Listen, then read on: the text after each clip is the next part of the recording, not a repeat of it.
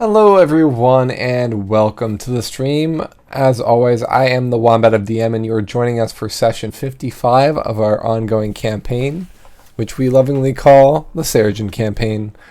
Below me are my trusty players. I'll let them introduce themselves.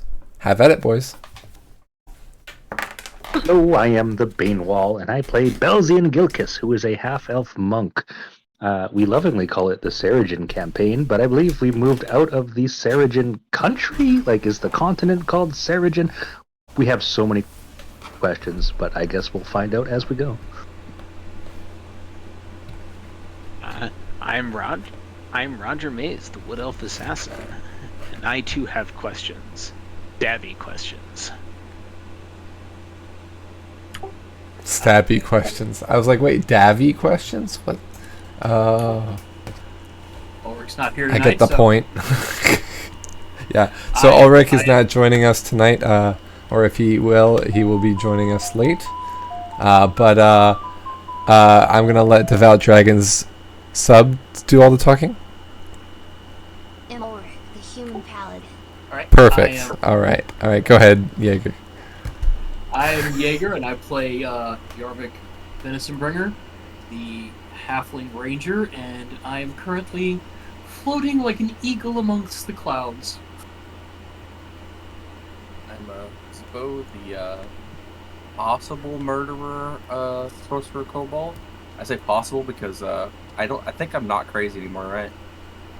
Because I know I was crazy at the end of last session before we took the rest. I didn't know if that ended yet or not. I guess we'll have to see.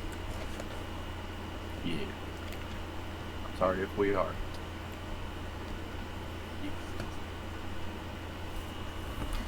All right. So last session we left off after having just experienced. Well, I guess we should say that the party escaped Saraseta after a demon invasion started taking hold. They flew off on rocks given to them by the Rock Clan, so they can head south on their mission to try and befriend vampires for some reason. And in the process, they encountered along their journeys, while making pretty good time, a hostile situation involving what looked to be some sort of demon wind type thing, corrupted wind, or I don't know. It was inhabiting the players. It was a bad time all around, and eventually the party, or the pilots of the Three Rocks, one of them was like, I've had enough of this shit. He had a free moment to get away from them and led the party away from the demonic winds, or whatever the case might be. Once the party felt that they were safe, they parked and landed for the night to take a long rest, having some of the party nearly died. It was a pretty harrowing experience. Fighting in the air always is, when there's always the risk of, plummeting to your death and whatnot. And so we left off the session with the party just starting to rest for the night. Just as a reminder, does anybody remember what our companions are named? Anybody remember their names?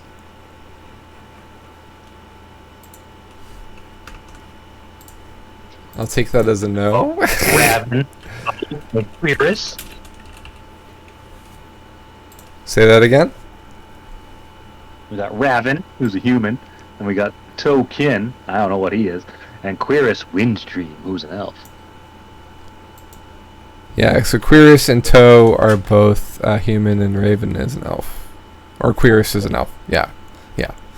That's way better than Larry Moe and Shemp, which is what I was going to use. I'm bringing Shemp back, by the way. Back at Snow Level.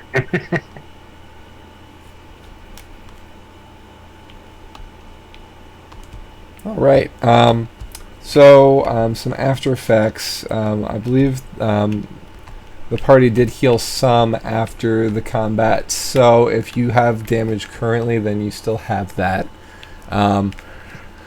Lasting effects. So I know Zippo was kind of down for the count for some of that interaction. Was anybody else affected by the attack at all?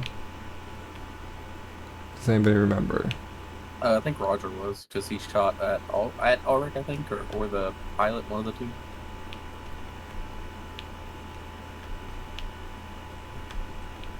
Okay. So, anybody else? I think you're right. I think Roger did shoot at some of the party. Do you remember that, Roger?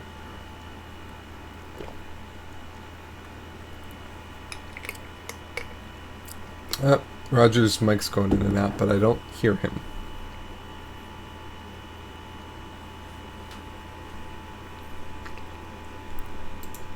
Maybe he's got the ring of communication unequipped.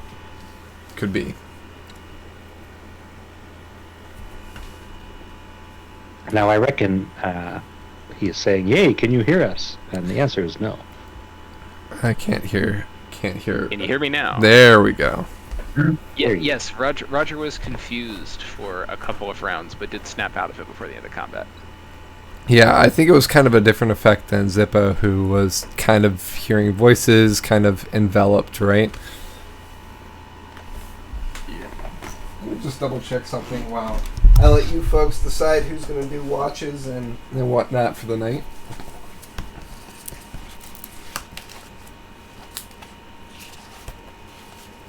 Are we traveling in the inverse circadian cycle? Like, are we traveling during the night and sleeping during the day? Yes, that's what we've been doing. Yes. Copy that. Driver will take And note. we're in Necrata now, I think, proper. Well, if you look on the map, we are actually currently in the Halfling clan lands. Oh, we're way up there still. Okay. Yeah. We're way out there. We were making good time, but it's still a long I way. mean, if you look between, so you started the session up here and came all the way down here. You traveled about 156 miles in one session last time. That's not bad. I would say that's a record without magical aid. Yeah. I think that's a PB. There's something to this aviation thing. We should do this more often. Perhaps Seregen needs a force that takes to the air. An air force. Zippo, you don't seem to have many lasting effects from the experience, except for a feeling of unclean. You feel invaded. Kind of mental will was forced upon you, so you haven't really, like, not even when you had a master who was, speaking to you through your head and things like that, or when you heard things in your mind. This was more like a being that was like forcibly puppeting you, and that's different from what happened to Roger, right? Roger just was confused and was attacking things. You felt like your whole body was enveloped, like inside and out, and your mind went hazy. So you have kind of a sense of paranoia. You find yourself continuing to check your equipment to make sure everything's there. You might have the urge to go into your hoard and check on things. You're having some sort of crisis of the mind, but it's nothing like that's going to take it's kind of just the after effects, right? It's not something that's going to take penalties. It's just the fluff to the crunch, if you will.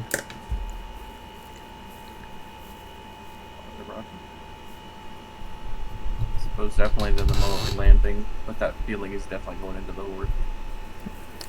Make sure everything's there.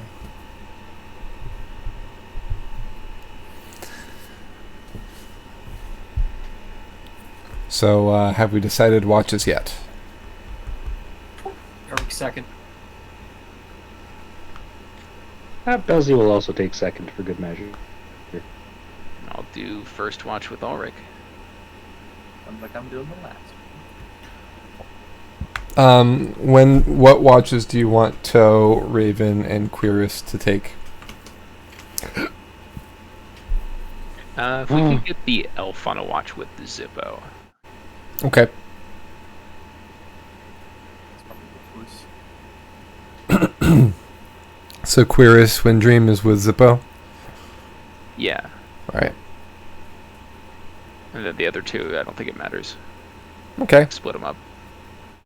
I think Toe took watch with Zippo last time because Toe was checking out Zippo's bag some. So Toe also takes third watch since there's only one party member within it. And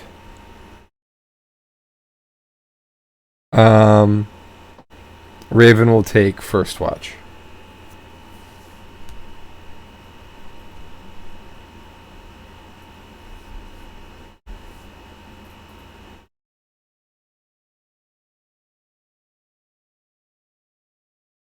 All right. Anybody doing any actions before they go to sleep?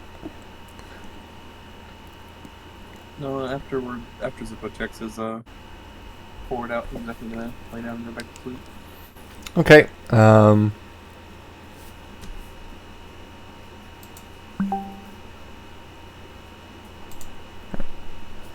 And you check to make sure there's nothing missing from your player sheet.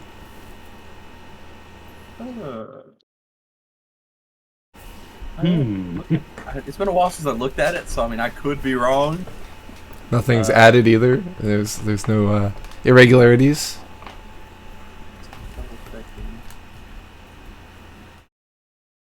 All right, so we'll go to first watch while Zippo's paranoia is reset. So that's Roger, correct? Roger and the other two. Yeah. Ulrich is, I guess, you know what? Yeah, Ulrich's going to be on second shift as well. So it's 3, 3, and 2.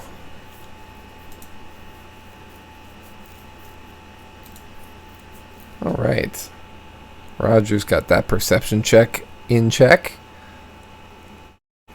A medium roll. All right, so you kind of listen to the babbling of the river to the west of the group. You're fairly close to it, and the party has used it a few times to, refill water skins, and the two members kind of allow you to take watch, and then they kind of are tending to the animals, which is why they selected first watch in the first place. They're kind of nursing the wounds that the rocks have incorporated. They've done some healing as well, and just kind of cleaned them up, cleaned any fluids off of them, and checked the feathers, make sure that they're all in pristine condition, made sure the rocks are comfortable, caring for them and whatnot. The rocks seem to have some sort of bond with each rider, and respond to them in kind. Though Toes, since Toes is asleep, is responsive, but not as adamantly responsive as the other two are to the two that are tending them. When they are finished tending to their animals, they kind of come and settle with you, Roger, and look like they want to strike up some conversation.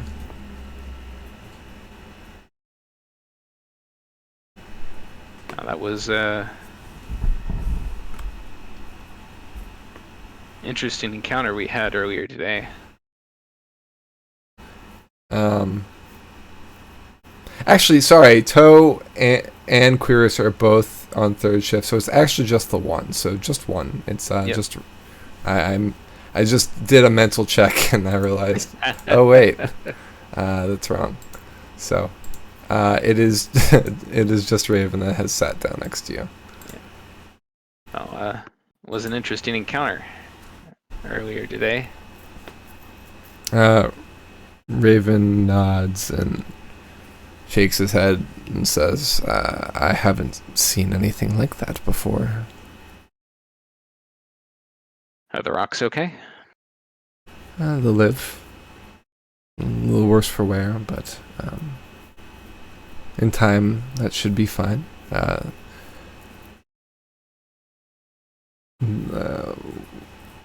He points at one of the rocks, the rock that was kind of inhibited, similarly to how Zippo was. It was kind of consumed by the wind for a few rounds before it broke free. And he says Lara is in particularly unsettled mood. Lara, if you're wondering the spelling. Lara. Gotcha. Yeah, it's unsettling to me too. Though I think Zippo got the worst of it. Roger kind of nods at the kobold.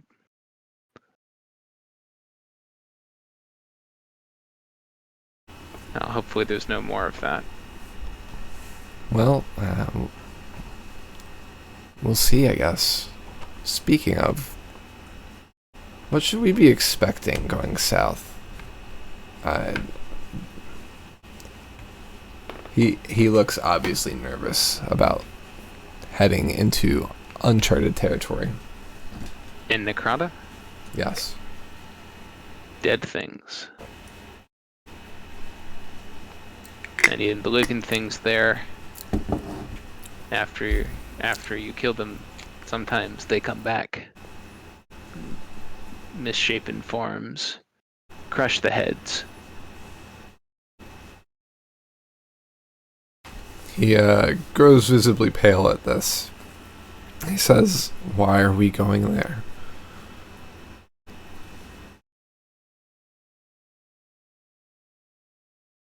If there's any chance at stopping these demons, it's with the help, and Roger spits, of the vampires.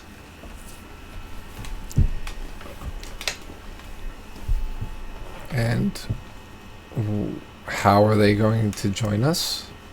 Exactly? That's the hard part. We haven't figured it out yet. Well, surely you have a plan.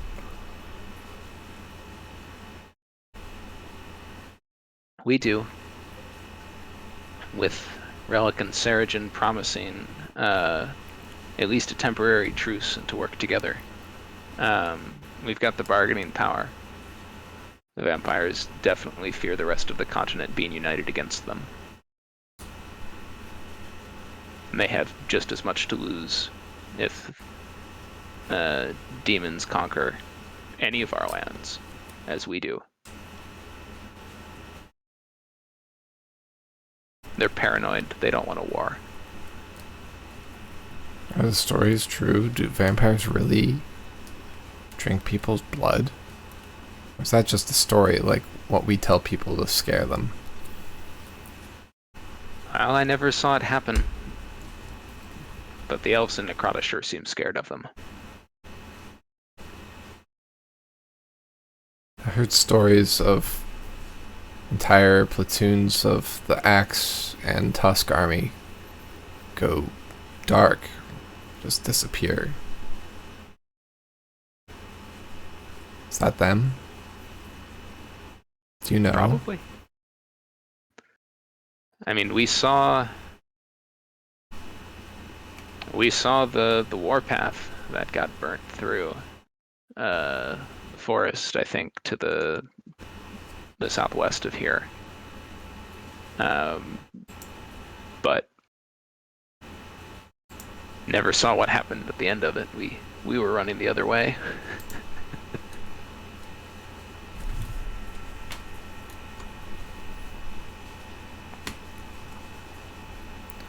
So we're heading to this elf friend of yours to the south? That's the plan. And what's that going to get us?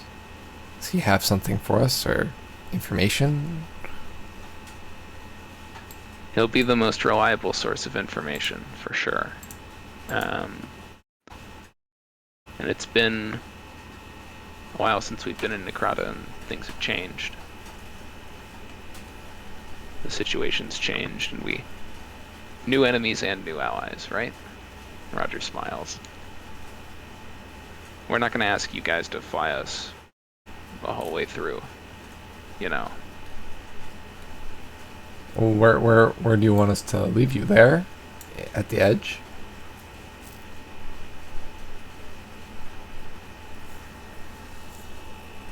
In Aurora? I don't know if you'll be able to get us all the way to Aurora safely. It's...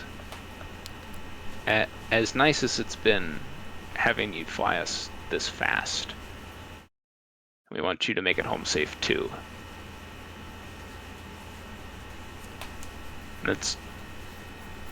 We're gonna have a talk over that with the rest of the party tomorrow, I think, and see exactly how far we think it's safe to take you guys. Well, safe is a relative term. Well, between you and me, I'm relieved to hear it.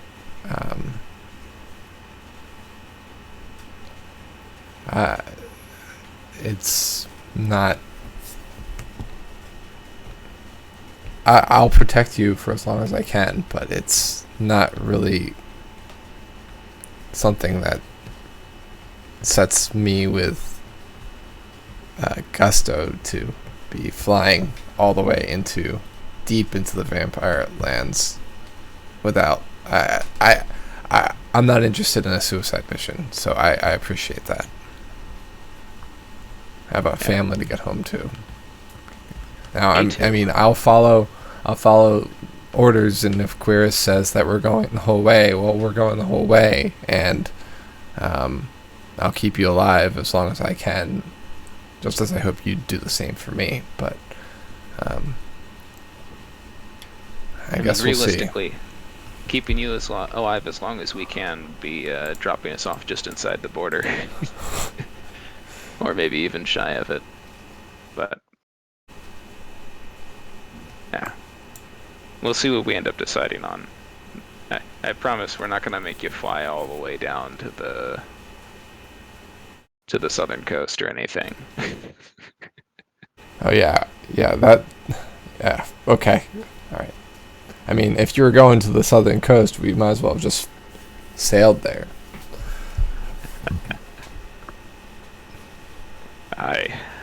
Well,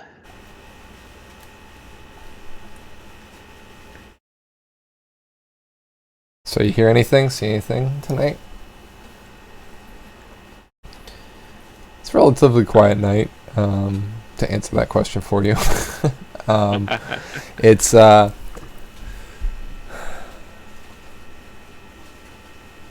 It's cloudy, but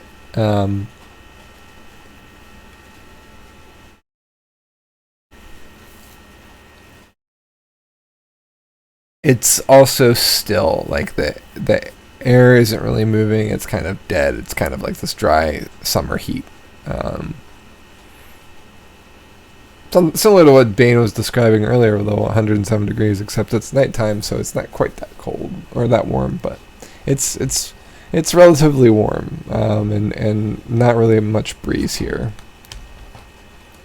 No evidence of any dangers that you can detect. You're not sure if you might be able to hear the wind moving, if it's the bad wind, but nothing that you've seen or heard. Roger will say to Raven, it's still quiet, dark. Clouds might be good cover from things exploring very high up. Not from a normal flying height, but who knows? Yeah, overcast is good. Warm is not. Dead wind is not, I should say. Warm, we can follow updrafts, but when there's no wind, it's hard work on the rocks. Especially getting up there. Makes sense. Hopefully better weather in the morning.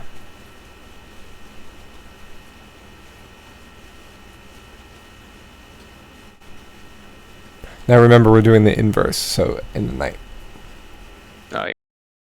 I guess I did say Hopefully night better. myself, so I'm correcting myself there too. It's been a month, folks, so... We're- Hopefully better weather by sunset. Yeah. Well, should we wake up second watch?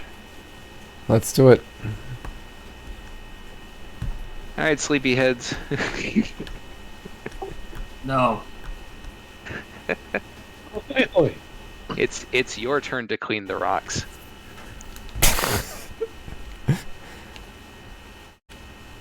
Well, just point us in the right direction and we will be like hoses.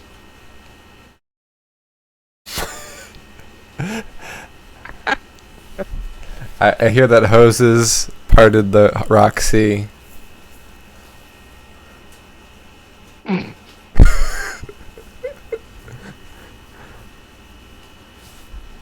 Wake up, Yarvik, we gotta clean some birds. No. Okay. I will use Yarvik like a sponge. Raven says, "You don't need to tend to the rocks. I took care of them." I put Yarvik down. Okay, fine.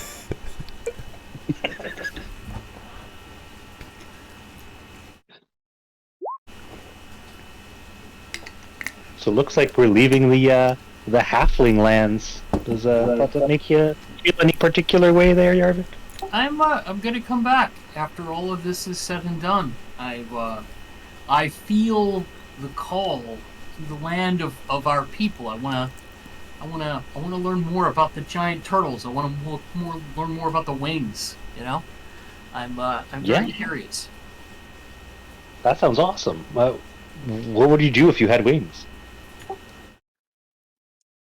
I don't know.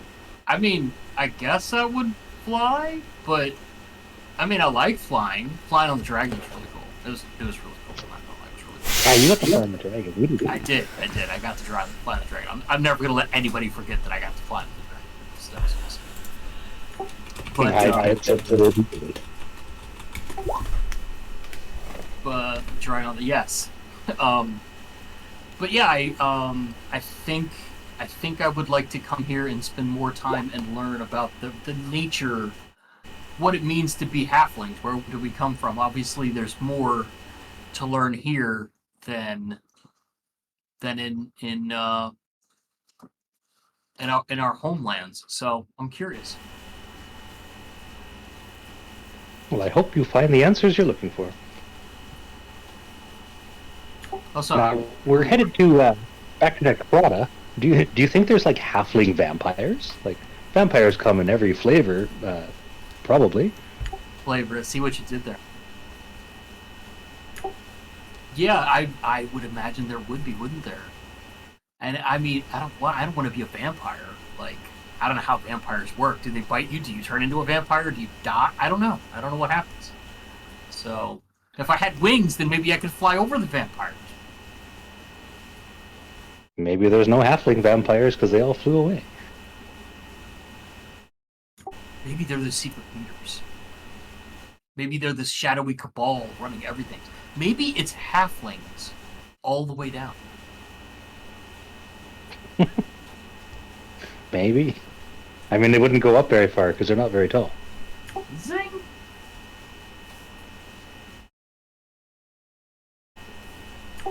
How about you? What are you interested in? And I know your quest for knowledge is still ongoing.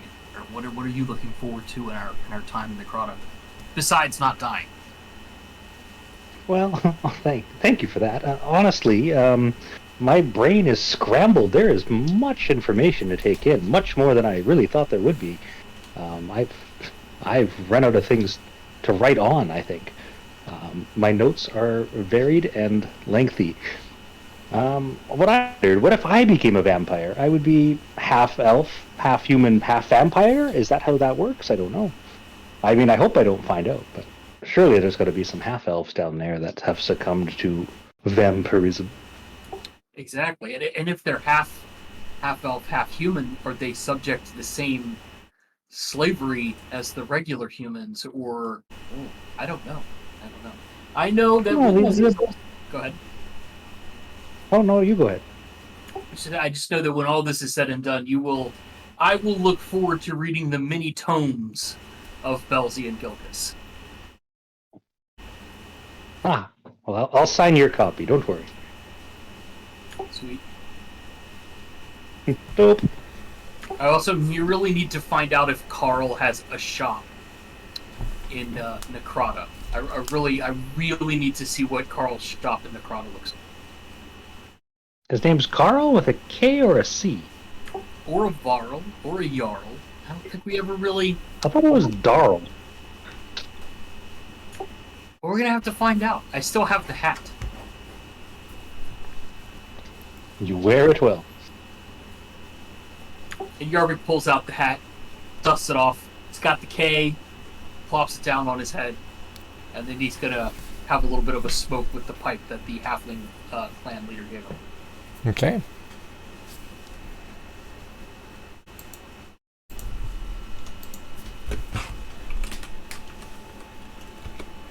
I'm not particularly perceptive tonight, or today. 12. Yeah, nothing much more to report based off of what I gave Roger. It's still a pretty warm afternoon. You see animals come and go from the river every once in a while. You're kind of in a copse of pine trees, like large evergreen wooded area. But mainly it's plain with dots of different woods and high grass every once in a while, short grass other places, some drier land that kind of rises up a bit in like a hilly type fashion to the east of you, but nothing really seen on the horizon. No evidence of a giant turtle walking around, which is something that you're probably both looking for in interest, but are disappointed through your watch.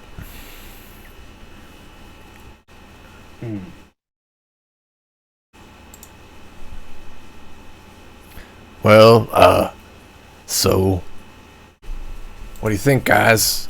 Going back to Necrata?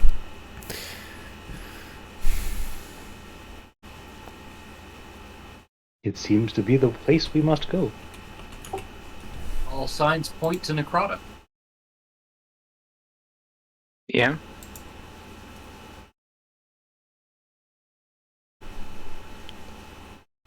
Did I hear an extra sound there? I heard a yeah. Yeah. Oh yeah, Roger, you're still awake, aren't you? I was like, wait, huh? Oh yeah, he didn't. He only needs one shift of rest. Let me do a perception check for Ulrich as well. Ah, cool. All right.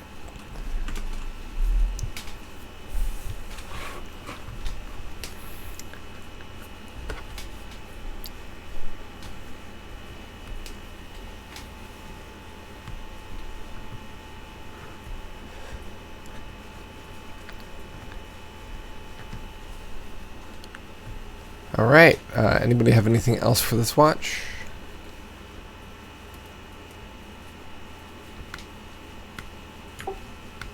I'm good.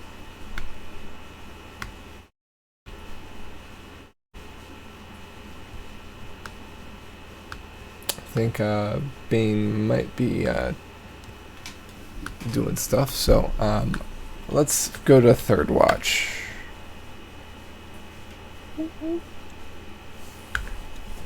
All right, yeah. Disadvantage y'all. or no? Disadvantage, yeah.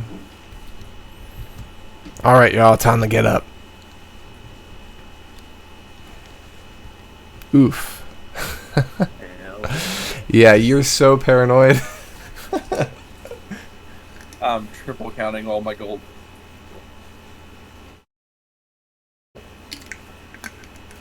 Yeah, you notice anything, any gold missing or anything like that? I have no idea. It's been a long time since I last looked at this character sheet, so I just gotta assume what's on here is on here. I think maybe 1,000 gold is missing, but I'm not 100% because my brain is not sure. All right. Anything else?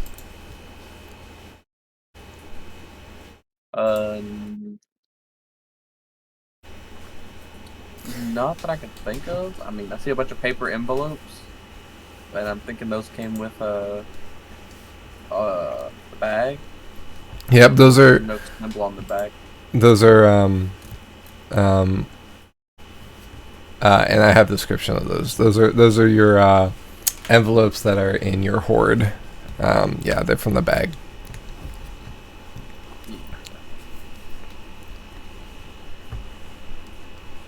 Seem to have everything else as far as I can tell.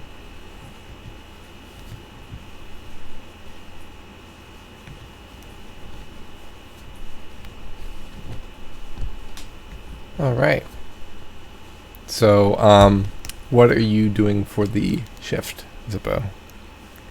To fit along with Zippo's check, he's probably he's sitting there for a little bit and then looking around, and then he opens the bag and goes in and checks stuff. Comes back out, looks around, opens the bag, goes back in, checks stuff. Okay. Just doing double checks and things like that.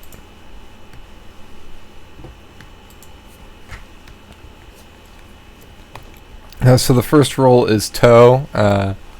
Toe kind of rests nearby you, Zippo, and Aquarius kind of does a patrol around and checks on the animals and things like that.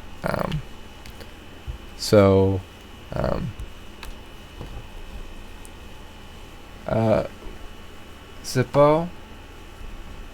Yeah. Is everything okay? You've gone down in that bag a couple times now. Did you lose something? That's what I'm trying to find out. I feel like I have, but I don't know if I have. Do you need help? No, I think I got it. Brunhild's helping me. He kind of looks sad that he can't help and go down into the bank again. As Zippo's picking up the gold coins, everyone he looks at and counts. He has Brunhild lick to make sure he's counted it.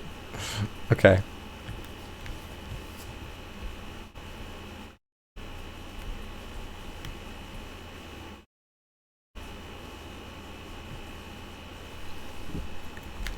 Alright, you count through your gold one by one several times, and you find that no gold seems to be missing. You're pretty sure that this is the same amount of gold as before. You're not sure how the wind would have taken it in the first place, but it did feel a little bit lighter at first. Maybe that was just intrusive thoughts. Yeah. Gold. You count your Outland gems, and you have Brunhild lick all 5 of those as well. You take apart your climber's kit and make sure there's no scry stones in there that somebody's listening to you on. You eat your rations so that you know that you have all of your rations. That's 1 day's worth of rations. Perfection, perfect. And then go ahead. I say that the dragon scale armor. Mm-hmm. That's the lightning resistance, I think, is what it was. Yeah. Yeah, it's in there. I never added it to my thing. I just remember it every time because it's the centerpiece for my whole horde. Right. Yeah. I added things that I gave you. I let you add things that you get.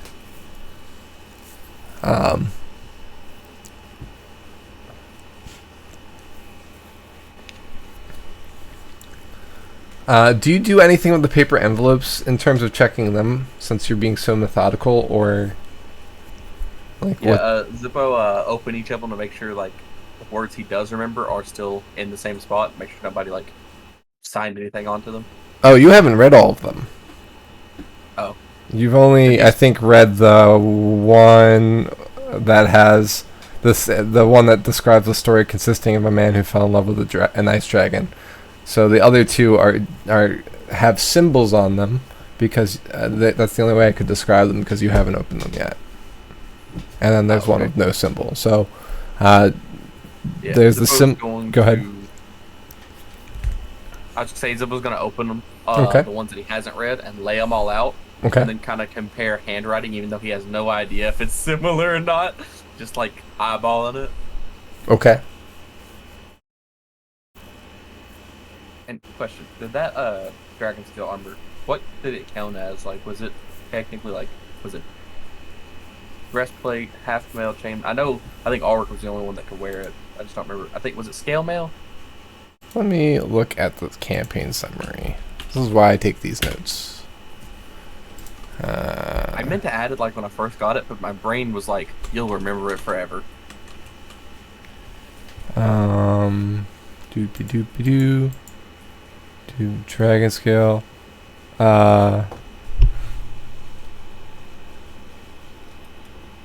Okay. In addition to trading his 2 lanterns and leather armor, he ends up agreeing to use his prestidigitation cantrip to clean the village's laundry in return for a +1 mithril armor, medium in size. He explains that mithril is really just dragon scale, which it appears to be silver or platinum dragon scale. Okay, so it wasn't lightning resistance, it was +1. Yes. Although you haven't worn it, so you don't know if there's any other things at play.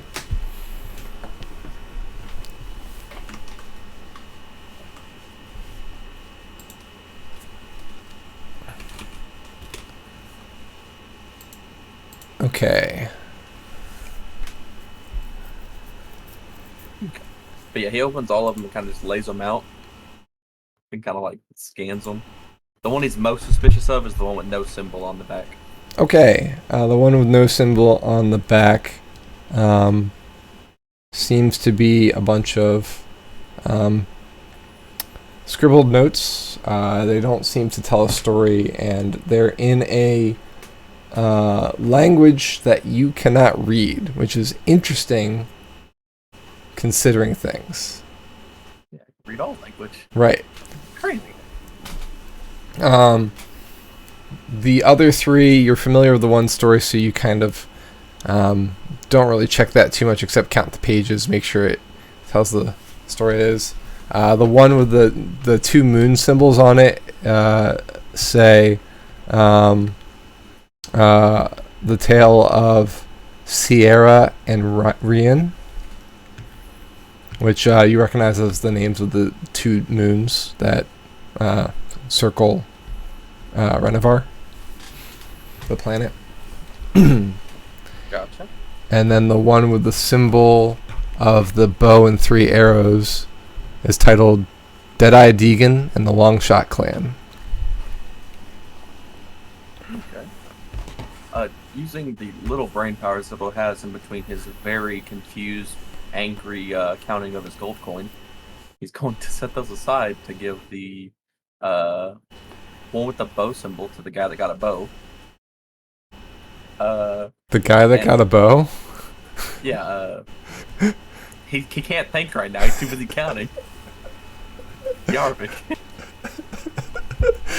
Okay. And then, he's gonna give the 2 moon ones. He's like super confused about it. Like, not a single idea on it. So he's kind of just like laying it to the side. And same thing with the dragon one.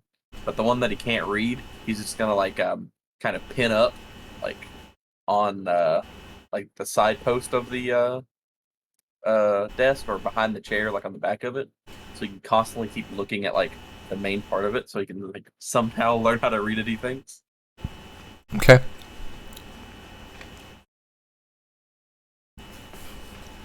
They seem to be in unrecognizable symbols, and they're not in any like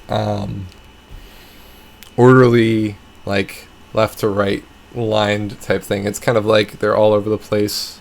Some are scratched out.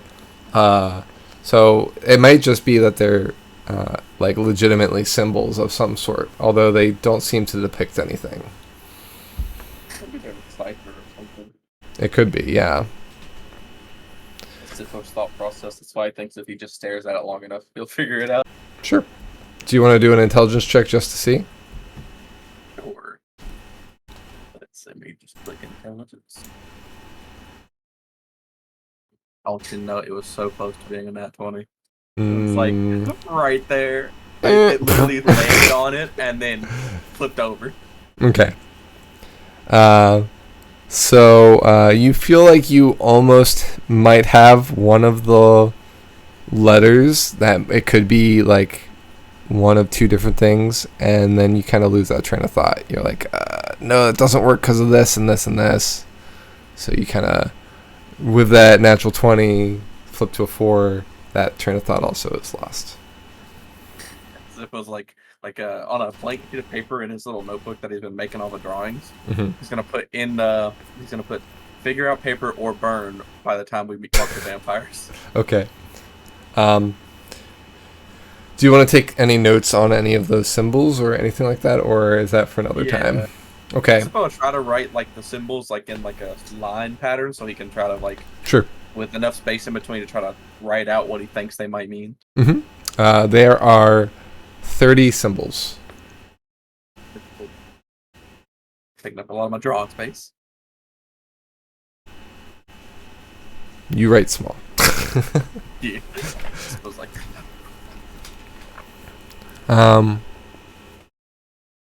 Toe kind of watches from the edge, kind of like looking in, like in awe. And when he sees you just kind of like reading paper and like writing things down and counting money and like kind of frantically looking at things and like hanging things up, he kind of is like, okay, I'm bored now. And he starts going and helping Quiris with things. That's fair. If you couldn't tell, Toe's the youngest of the three. He's also my pilot, I'm pretty sure. He is, yeah. He's probably about 15, somewhere around there. I believe in him. Toe has my full confidence. Let's put it this way: in Kobold years, you're a little older than him. Heck yeah. I'm almost an adult in Kobold years.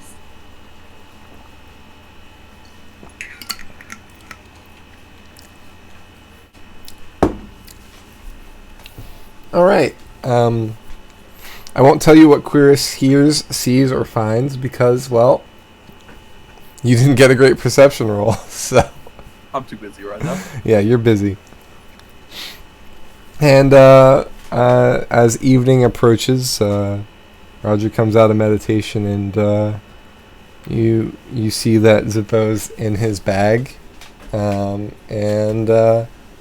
Quiris is over with the birds, with Toe kind of helping him. I'll check in on Zippo real quick.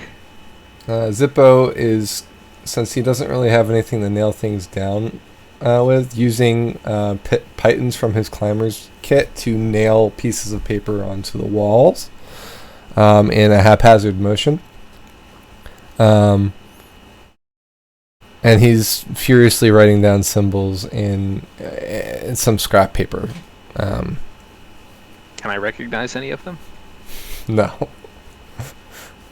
I'll leave Zippo to it. Looks like he's finally figured out the pythons.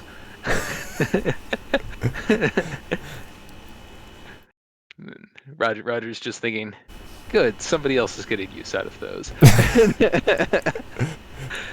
and walk over to check on our two companions from the Rock Clan. All right. Good morning or evening. All's clear. Birds are in good health. They seem ready. Excellent. Very good. So before we leave, I think we should have a meeting and plan out our next path. We're getting close to parting from the river, and I want to make sure we are aligned before we take flight and potentially get in combat again. Especially the farther south we get. Understood. We've got at least another day of traveling more or less due south, right? Well, south, southeast, southwest, southeast would probably not be a good plan. I'd need to take a look at your device again to help chart a route. Sure. If it's basically the end of the watch, Roger will go ahead and wake up Ulrich. It's the end of the watch, yeah. Yeah. Have Ulrich pull out the map.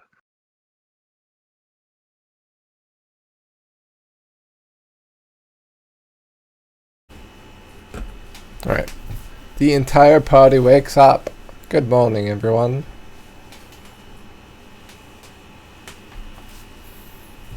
Greetings. Yo,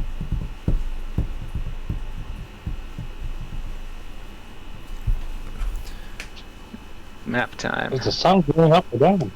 It's going down. Ah.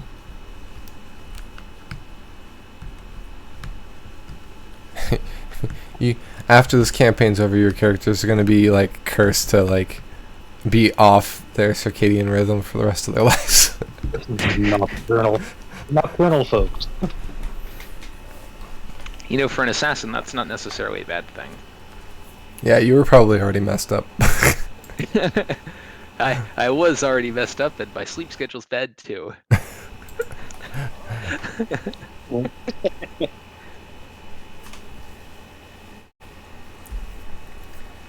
Alright, so you bring out the map, which we're already looking at.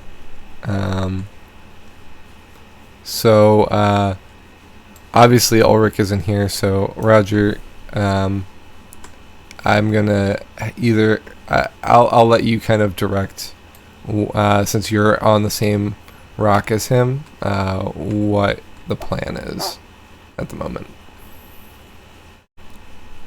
Feel free for anyone else in the party to chime in, though.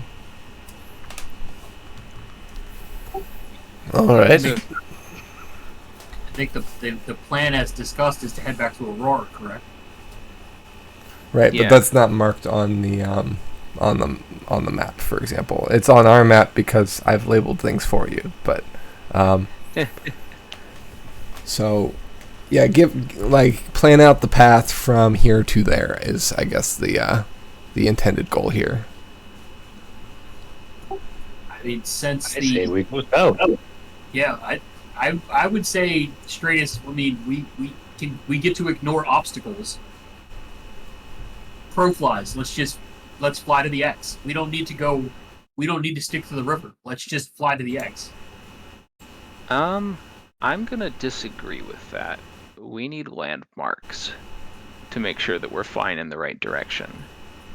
I'd rather fly to that first big turn in the river and then head kind of due southwest till we hit the border, and that should put us fairly close to Aurora.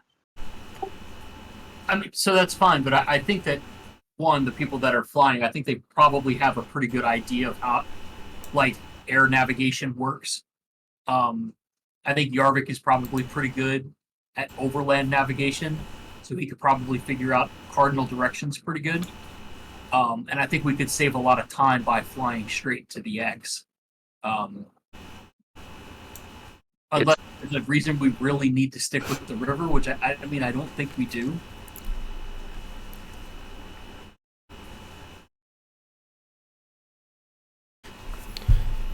Well, we can see ourselves on the map right here at the moment. Oops. I somehow made that move. I don't know what I did. Oh, it's fixed now. That was weird.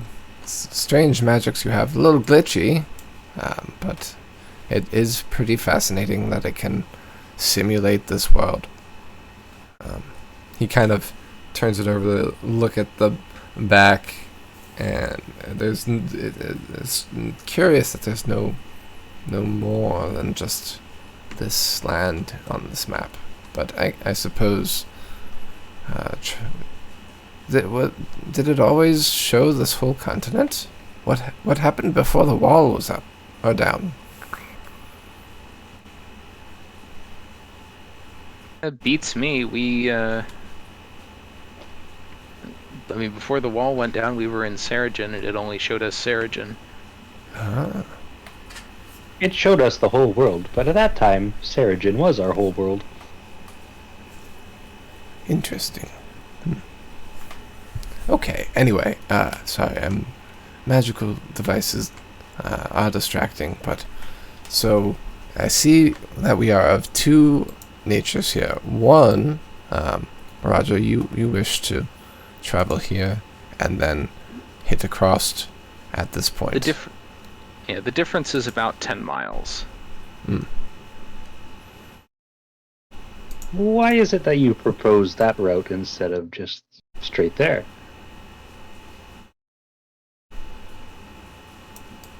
Well, we could fly straight there. I was actually going to ask our pilots if there was any reason not to go via the direct route. Well, considering we have the strength of the clans behind us, I would normally, if we did not, choose to observe borders or landmarks or clearly visible paths of travel, just to be in cadence with making sure the clans are aware of us and that we aren't seen as enemies. But we are also in, lands. We will be in lands that the Axe, Tusk, and the Rock all are united within. So even if that were the case, we would be fairly safe traveling, anywhere within the Axe or Tusk clan, as long as we were encountering those clans. Of course, there are other things to worry about. Wild animals, of course, but those encounters could happen whether we fly over the forests or over the river, of course. So, especially the closer we get to the border, things get weird. I was unaware that the Rock would have any predators. Oh, quite. Like what would attack the Rock? Well, there are larger birds than rocks, and these birds are huge. Yes. I've never seen a bird this big before. The falbatross is quite a large animal. You might have heard of its cousin, the albatross. The falbatross? The falbatross, yes. It's a bad omen. Oh no. How big is it? Well, it's dragon big? It can call lightning. Some call it a thunderbird. Well, let's hope for clear skies then. Yes, and of course we don't know what has crept in from, the south, the west, maybe even the Black Clan. If they've strayed some, they might be hungry and attack. And there's of course the demons, like the thing that we potentially encounter. I don't even know what that was. So there's many things to fear. I can't tell you what the safest path would be, but I do know that no matter what we do, we must be careful. And that's just in, our lands. We are, of course, going into probably more terrifying places than this.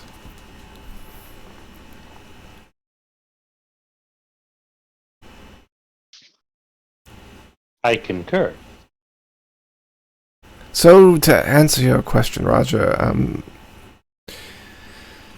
whether it be by jungle or by river, the only thing I could say is wherever we go, we must plan for where we are stopping. And the river does seem to have natural places where we might stop, but it also tends to attract all manner of creatures. It's a watering hole.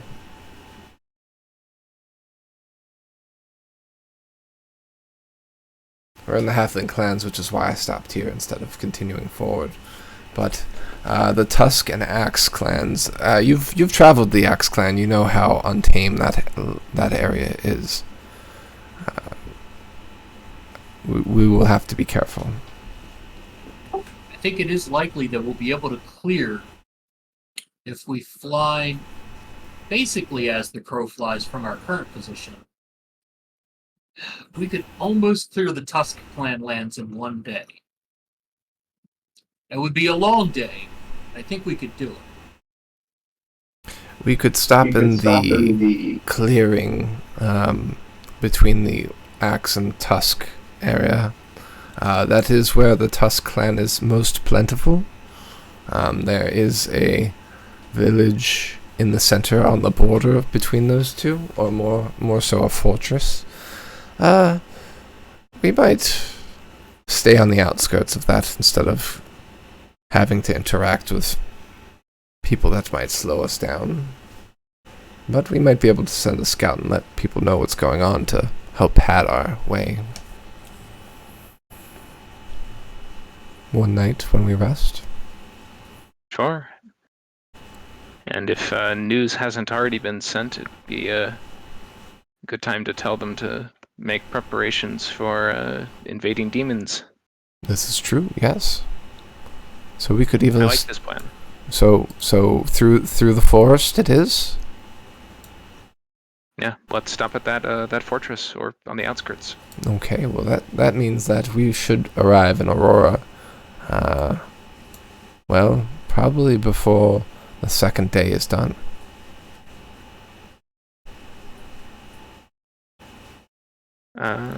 Over the rings, Roger's gonna say, are we fine all the way to Aurora? These rocks are going to get shot down. Do we still have access to the Elder Tree network, or did we use all the? Did we use or lose all of the leaves? I think we used all of the leaves.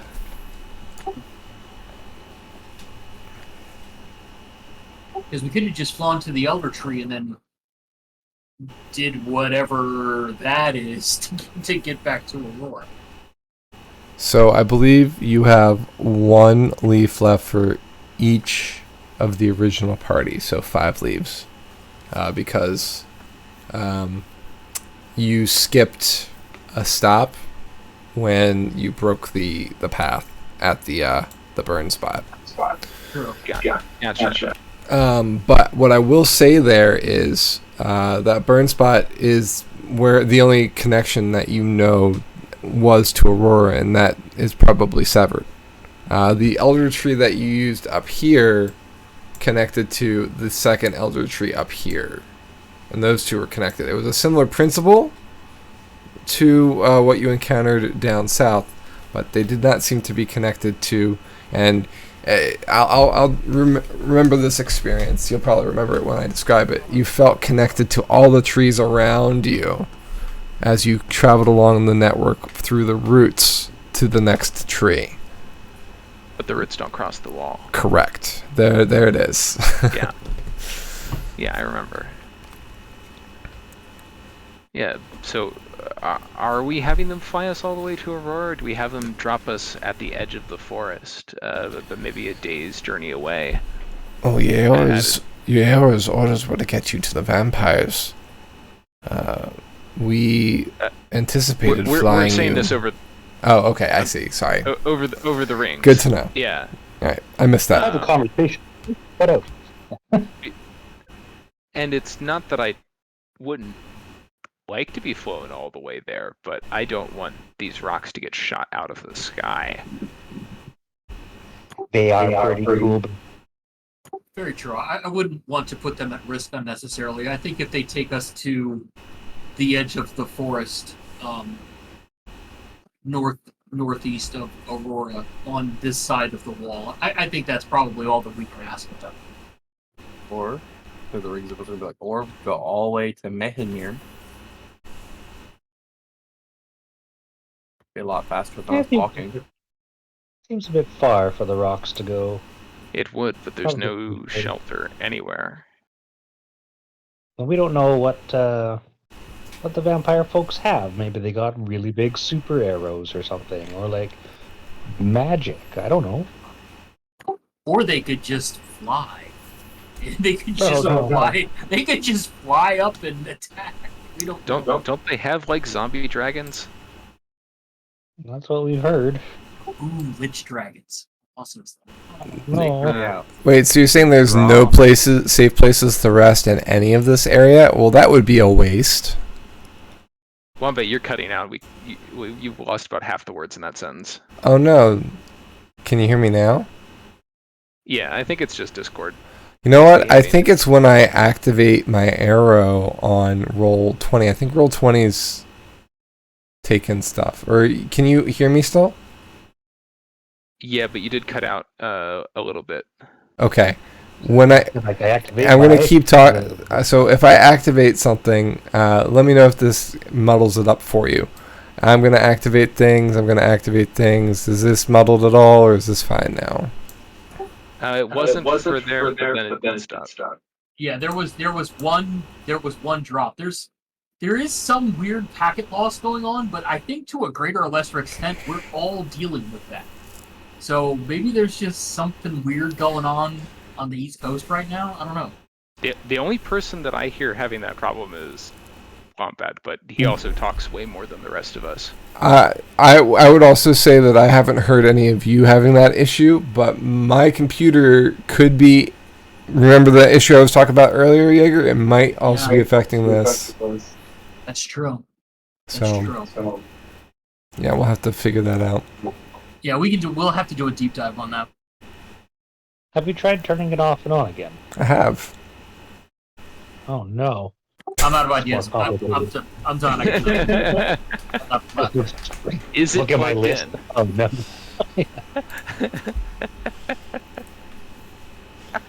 Yes, it's plugged in. How else would I stream? Hey, I've had this conversation with a very skilled technical person who insisted that their thing was plugged in, and we went and troubleshooted for the solid half hour before I asked him one more time, and he checked out of frustration, and it was not plugged in. Amazing. Just saying, it can happen to anybody. Yeah. All right, so I think that's a plan. We can, and I'm sure you can kind of discuss where they drop off from the next night, right? Like, you've got a whole kind of day to think about that and where you want them to drop you off, or where you want them to end, whether that be on the border, at Aurora, at Mayoneer, at somewhere in between. So I've got some thoughts. Obviously, I don't want the rocks to get shot by the elves, and so edge of the forest is probably the safe place to do that, which puts us a single day's walk away from Aurora. But also, showing up riding rocks with the Rock Clan gives us an air of legitimacy. I'm fine in there. Both as sort of a show of force, but also in the sense that where we've actually done the thing. When talking like a show of unity. Yeah, when talking to Reynard. Maybe our pilot friends have something they can impart to us. I'll have to ask them. I do agree. It does have a certain je sais quoi, you know? There's a little bit of swagger there. I mean, maybe we should and just accept that we probably get shot at. Rocks can take a few hits, right? At least one. I don't know if there's a great way to signal we come in peace to the ground. Aside from maybe approaching during the day. But Now, the elves are pretty secluded. they don't want to be found. So I don't know if everyone's going to be posted up right at the border when we get there. And the vampires are even harder to find. We know the vampires were patrolling the border at night. But they presumably can't do that during the daytime. Border's also pretty big. Although it's been a couple days, they might have had some time to figure it out. We can reevaluate when we get there. But And we my should, vote is Edgar Forth. we should be considering possibly crossing during the day.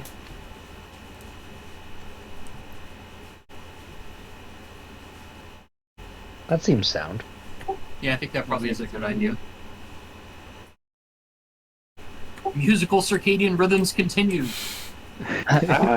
So, Will our party ever sleep? only time will tell. So, based on what Quiris was saying, it seems like you would arrive at Aurora by flight on the second day, during the day.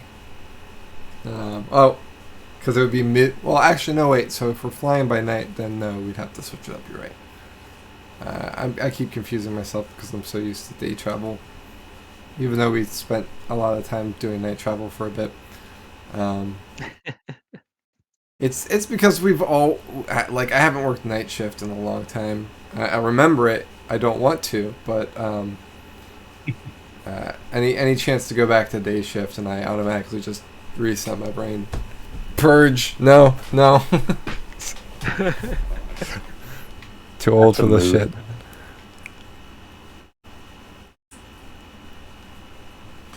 All right. So I think a plan is in place. I think a few people had a few other things they wanted to do before we set off. I know Zippo did. Yeah, I counted all my stuff, and I'm gonna give the book with about like the bow and stuff to Yarvik. I'm like, here, The envelope. this was their envelope. Yeah, like here, this was in my hoard. I don't know what it is, but if you don't need it, I'll put it back in the hoard. Because it's a Yarvik. So what we're looking at it is a book. So it's an envelope with a bound paper. So it's like loose leaf paper with a single loop attaching it all. And it says Deegan Longshot.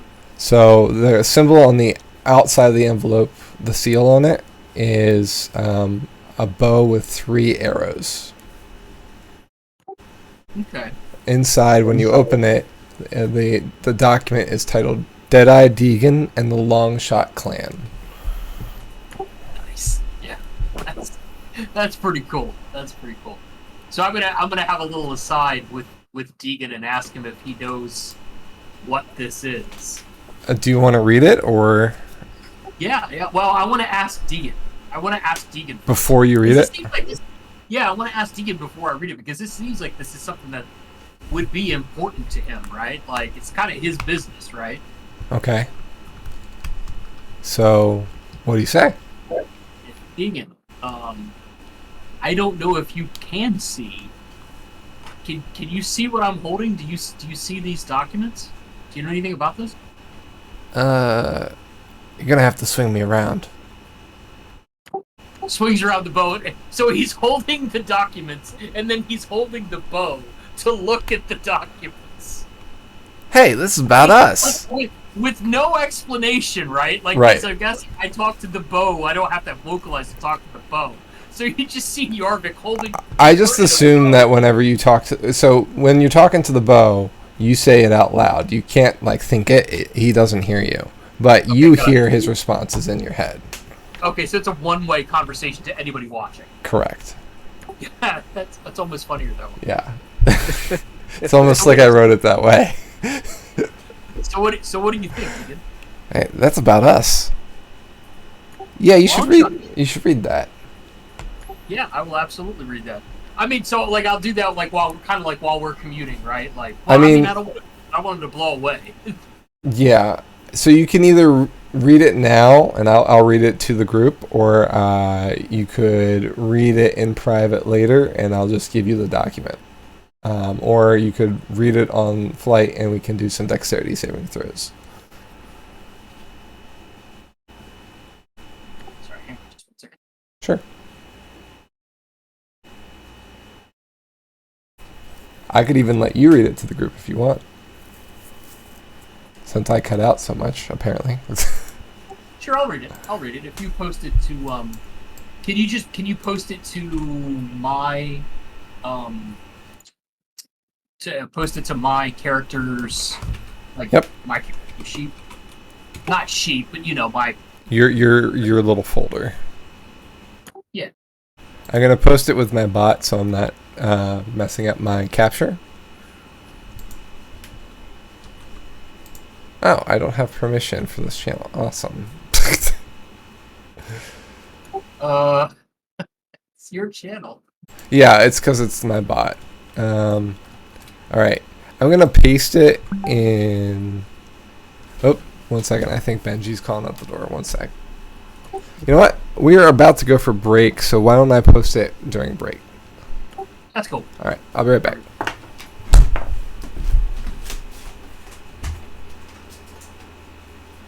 Oh, hi, Ruby.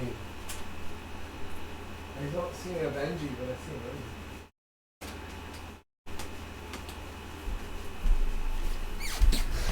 False alarm, but we're almost on break. So, I guess before we, so we can do the reading either way. We'll say we read it, and we can just kind of backtrack after the break. But does anybody have anything else to do before we lift off? Any changing of seats on the birds since last time? I don't have to change any seats, but Belzian would put forth that in order to appear that we're coming in peace, it would be helpful if we could have some kind of emblem or something from the Rock Riders. Just ask them if we can borrow like a patch from their uniform or something cool.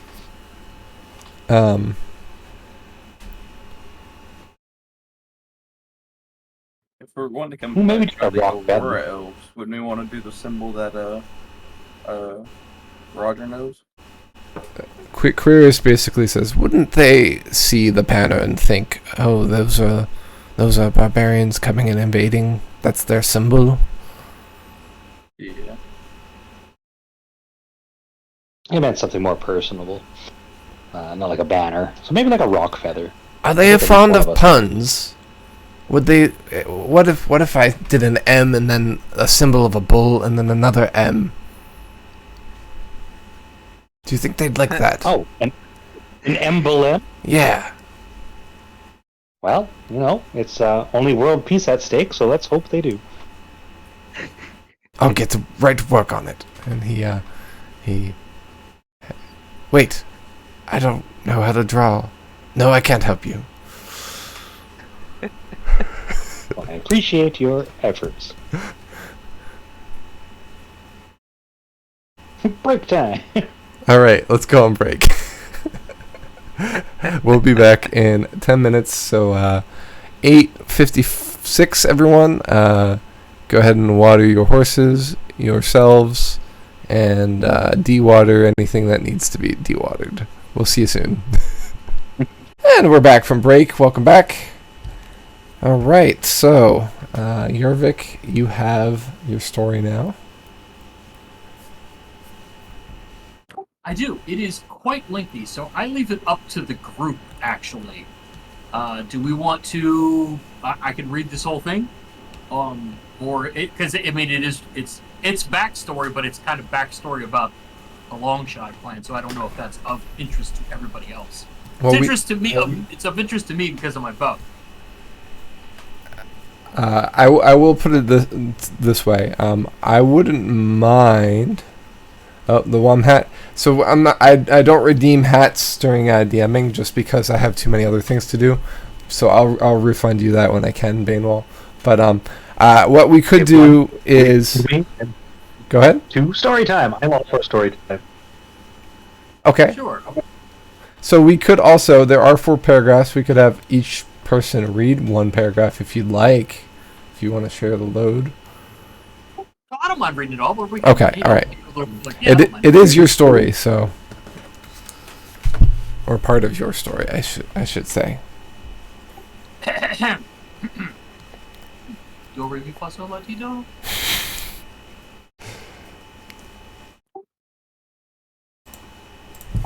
This is fun. This is like scroll.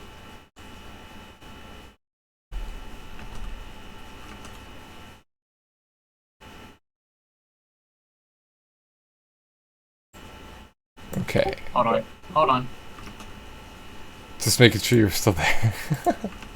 I'm trying to move the screen. There it is. There is nowhere that I can move your video that's not like encroaching on the dialogues. Alright, I will embiggen. There we go. Alright, full screen. There we go. Alright. Deegan Longshot and his trio of loutish brothers were once the terror of the region. The descendants of 4 generations of bowyers, archery seemed to be in their blood. Morality, unfortunately, wasn't. Their father tried his best to instill some sense of ethics into the boys, cautioning them to always show kindness and mercy to others, but he couldn't compete with his boys' naturally selfish natures, nor could he dismiss the harsh realities of the city they lived in, where only the strong survived. Their mother who died while bearing 2 youngest boys, and so their father was alone, outnumbered, and eventually abandoned by the boys. Deegan marshaled his small gang together and took to the streets. A life of crime was appealing to Deegan, but he found that while he and his brothers were agile enough, they were too headstrong and insular to do well in the Thieves Guild. And although he would never admit it to anyone but himself, Deegan knew his brothers weren't the sharpest arrows in the quiver. Politics and subtle machinations of a guild were far above their heads. They left the city together, heading for a small city several weeks away. Deegan hoped that the gangs and guilds would be smaller and more manageable in such a place.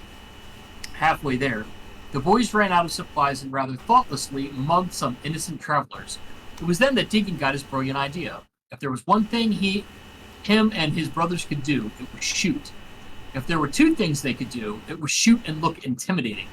Deegan realized that the great outdoors gave them freedom from guilds and city life, and the wide trade road gave them a steady stream of wealthy travelers to rob. They became bandits, taking what they needed from the land and the visitors passing through their territory. Their fame soon grew to legendary proportions. Their skill at archery allowed them to make intimidating trick shots and scare their targets without killing them, and their rough nature caused most people to hand over their money without a quibble. The few who fought back were later found dead by the side of the road, shot to pincushion proportions by dozens of arrows. Soon, tales of Deadeye Deegan and the Longshot clan were being told far and wide. It was at the height of their fame and wealth when Deegan and his brothers spotted an elderly man walking down the trade road carrying a large and heavy-looking purse. Deegan gave the signal and a few arrows whistled by the old man. He stopped in alarm, and the bandits leapt out of hiding. "Your money or your life," Deegan demanded. "Have pity," the old man begged. "This money is going to a priest so he can heal my dying son." The bandits merely sneered and laughed at the man. "No, it ain't," Deegan said. It's going to fill our coffers now. Hand it over." The old man shook his head sadly. "I didn't want to believe it," he whispered. "That my boys had come so low as to rob an innocent old man. You're a disgrace." When he raised his head, the Longshot boys were stunned to see the face of their father. "A disgrace," he repeated firmly. "Great enough to anger your poor old father. I couldn't control you then, but I can now. By the grace of the gods, you'll pay for your crimes and do good, my boys, whether you like it or not. When you make me proud, then you can rest." The brothers stood, dumb and paralyzed, while their father chastised them, and then, after a long look, he vanished. Thoroughly unsettled, the brothers returned to camp and tried to forget the encounter. On the very next day, they were set upon by a group of adventurers hired to exterminate the Longshot menace. After a brief and bloody battle, all 4 brothers were slain. But when the adventurers went to gather up the bodies of the bounties, all they found were piles of empty clothes. How very Jedi-like. Hidden in the clothes were a fine short bow and 3 exceptionally well-made arrows. Powerful magic items now inhabited by the spirits of the bandits. Thus began the new legend of Deadeye Deegan and the Longshot clan. Bravo. How about that cold read, though? Pretty good. Oh, I know what Zippo's doing now after hearing that. He's reading all the other stories that he can read whenever he has free time at night now. I feel like we should have story time around the fire. We've unearthed a bit of a treasure trove here. We'll have to wait for next session for the moon story to be done. Story is loaded. I have a one story pretty per cool. session limit. Fair enough. We've met a quota. Oh, Deegan, you should have told me. Told you what? That you were like some, mega awesome, dastardly trick shot baron dude. I was? Oh yeah, I was. Don't go getting any ideas. Don't go just don't get any ideas there. Just want to make sure we're here now because we're trying to make amends. So What do you mean my make goal is- amends? Apparently you guys did some bad stuff, so I'm here to help you put it right. My goal is to get you guys to the other side. We did? You did? That's the word. That's what the letter says. I'm assuming they have no retention or no memory. Like they don't retain the memory of what they did, just who they are. It seems like his brain seems a little bit slippery when you keep talking about the past. He seems to retain the present quite fine. But yeah, he doesn't remember his form from before. But he recognized his name when he read it. You know what I mean? So Yeah, it's interesting. There are some interesting implications for what they can remember and cannot remember, and what they're supposed to do to kind of redeem themselves. This is interesting.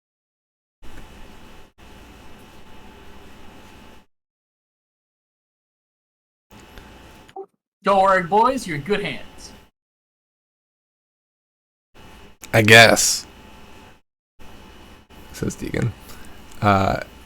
And the whole process is are we quite ready to go? We did want to still travel at night, correct? I think we're ready. Okay. Let's go. And the group sets off. The rocks climb into the air and take flight, climbing higher and higher over the river and surrounding valley. You see the ground fall out before you into another overcast night. And your rocks circle once, twice, 3, 4 times as they drift higher and higher up into the sky, and then begin heading in a southwest direction. I keep doing that again. I had it for a while, and then, yeah. It's because we're so used to traveling north. Yeah. Yep, that's true. It doesn't help. And east as well. So you cross the river and continue heading southwest. Anybody doing anything while we fly?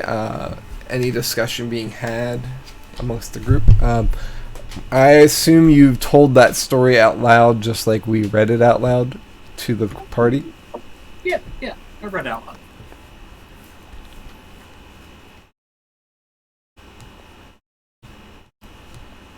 Okay. I was very interested in the other stories. Like, okay, all right, now I just got to figure out the one I can't read. So the one story you did know, you recognize it as the story that Jordan told on his first night, which is the man who fell in love with an ice dragon. He also told a story about the wall, about, a land ripe for the taking on the other side. So you're not sure if all of Jordan's stories are true, but this one seems to have some truth to it, being that Yarvik has been interacting with the truth for some time. The last story being about the names of the moon, and then the blank or the sheets of paper with the symbols is the other one. Yeah, be interesting to find out what that says.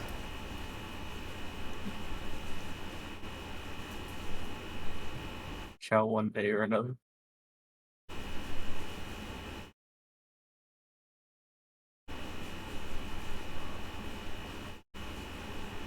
And here we are thinking that Yarvik was just losing his mind. No, I'm still losing my mind. It's fine. Just, Oh, I have some friends to take with me along the way. Fair enough. just another day for adventures.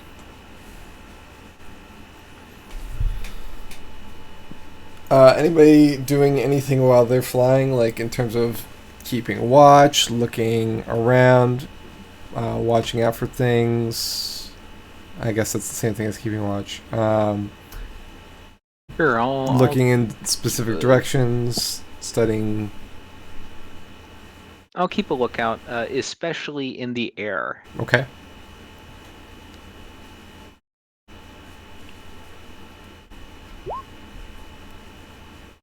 Another 22.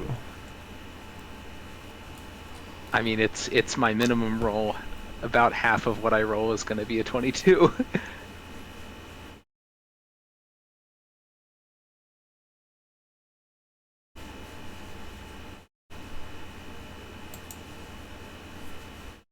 Hooray for reliable talent. Mm-hmm.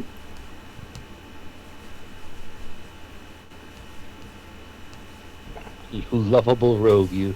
Other than Roger, is there anything anybody else is doing? If Roger's watching the sky, can I keep my eyes to the ground in case anything like trees get taller and try to kill us or something? Yeah, you can. Yeah, absolutely. Yes. Come on, computer.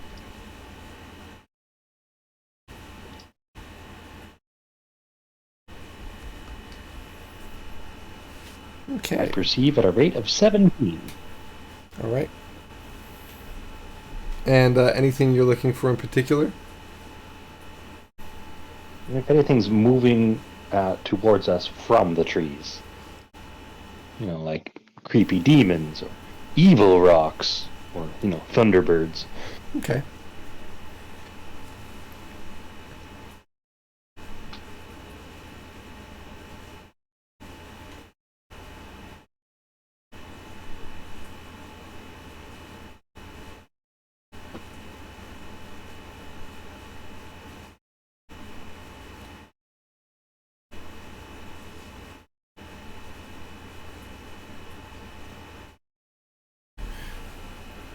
So I kind of misled when I was talking as Queerus to the group. Just as a heads up for clarity's sake, we covered the ground that we covered from Saraseta to here in one session, not one day. I feel like that was misleading to say that we would be getting to Aurora in 2 days. I meant, and I didn't mean 2 sessions, but I don't know what I was thinking there. I think I just quantified one session as 1 day for some reason in my slippery brain today. So we, I believe, travel at 4 squares per day as the rocks. I think that's what because the dinosaurs were 3 squares and the horses were 2 squares, or no, a square and a half. Yeah, so I believe the rocks were 4 squares a day. Just to make sure we're all on the same page and for calculation purposes.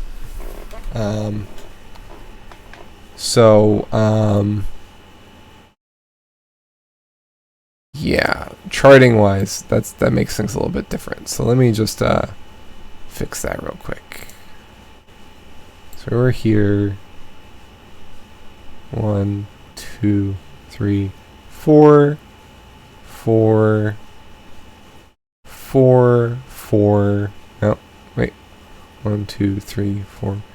So yeah, it would be one of these 3 squares if we're heading in this direction. Or we could be here for 4 squares. So we're traveling about 78 miles a day.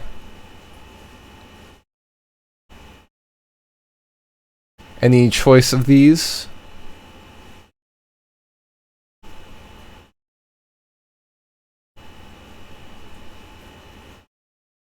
think we said we were going to break in the clearing, so probably. So there's a just clearing. clear. This is the clearing down here that he was talking about, and that was where I kind of confused myself. So that would be another. So if we were here, 78 would be about here. So like about here. How far have we gone today? About maybe half of the distance we get to move? A little bit more than half. I think you have 1 square left. Well, in that case, we might as well go into the tiny clearing. This one? Okay. Yeah. And then we can go ruler time. Due south for a day and end up in this area if we wanted to find a clear spot, and then end up where we wanted to in 3 days. Sounds right. 1, 2, 3. Yeah. And he was kind of talking about being in the kind of the edge of that anyway. Yeah. Around here. So that would work out. Okay. Sorry about that.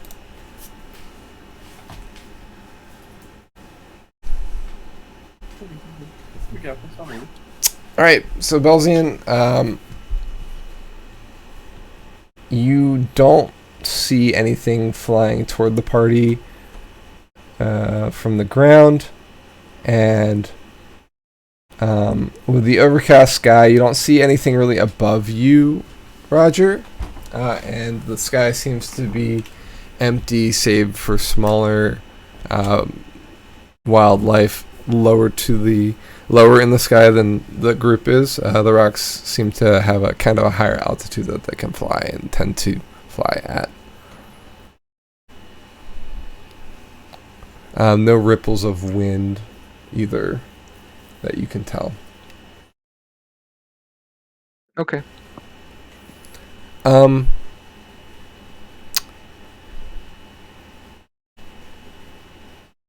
In the sea of trees to the west, there does seem to be a few areas that seem to be glowing with a reddish or orange glow, perhaps by firelight. Potentially different camps where people have camped out. They're not like anywhere below the party at all, but you can see that the forest does seem to have those glowing areas. And there's also a pulsing blue light that seems to be deep within the forest to the west.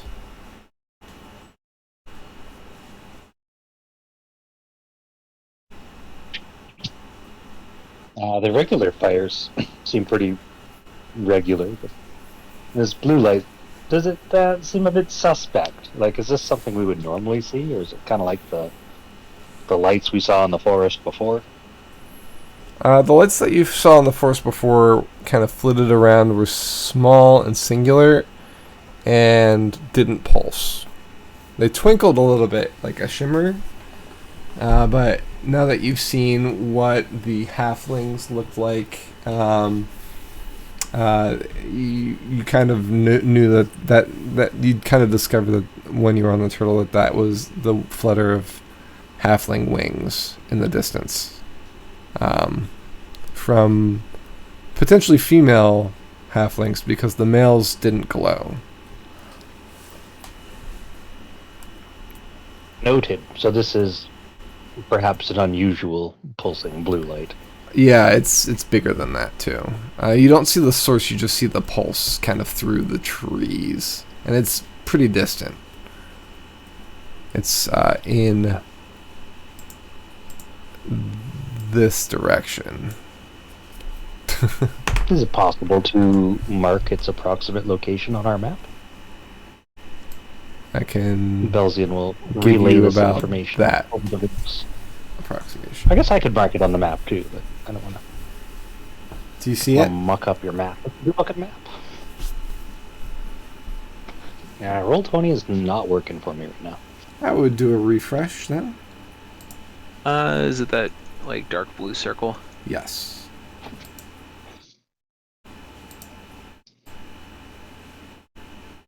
Oh, that's huge. That's the area.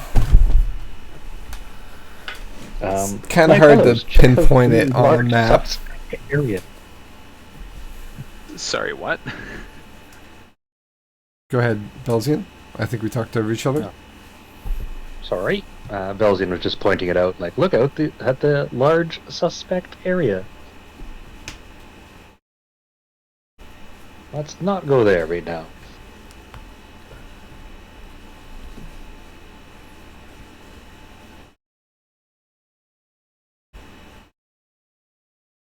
It's easy to spot once Belzian points at it.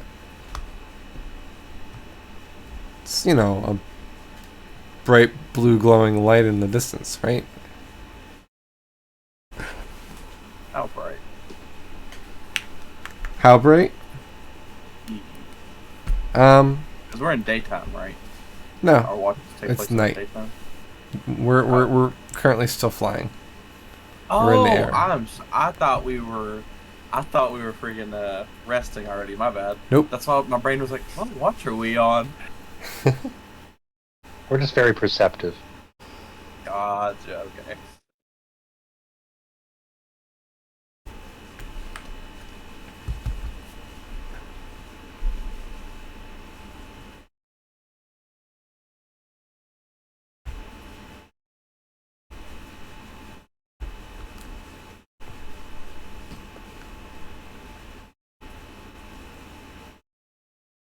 Well, I guess we'll steer clear of that one, hey? Seems wise. I wonder what that is. That's treasure, obviously. We should definitely check it out. I bet it's more demons. That could be holding treasure. Aren't demons like red and on fire? This is blue. That's fair. Maybe the burning Blue they're demons. burning, dude. Maybe.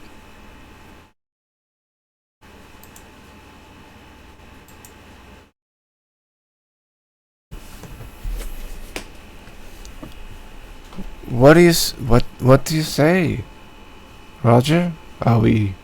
Would you like to investigate that, or are we settling for the night? A quick look wouldn't hurt, I don't think. Seems like the rest What- of the party wants to investigate. Might as well.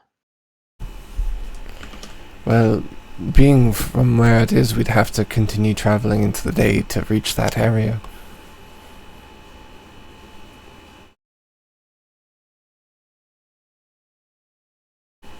It is all the way over there, and we are going southish.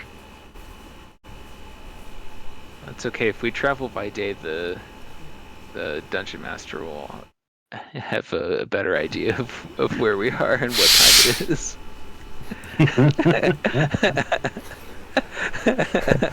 I'm taking your inspiration, and I'm gonna keep it for myself. No, I don't do that. Joke's on you. I don't have any. Well, now you have negative inspiration. Take a D20 as a. No, I'm fine. Roll at disadvantage on your next roll. Damn it. Nah, I'm fine. Can't roll any lower than I already rolled. That's true.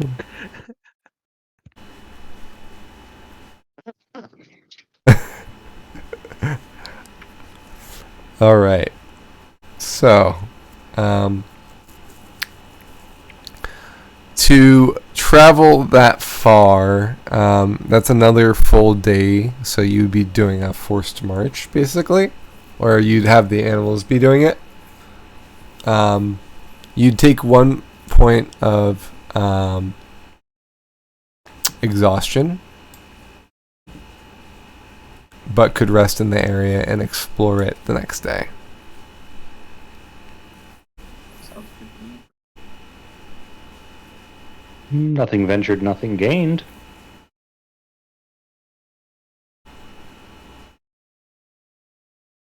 Okay. Yarvik is indifferent.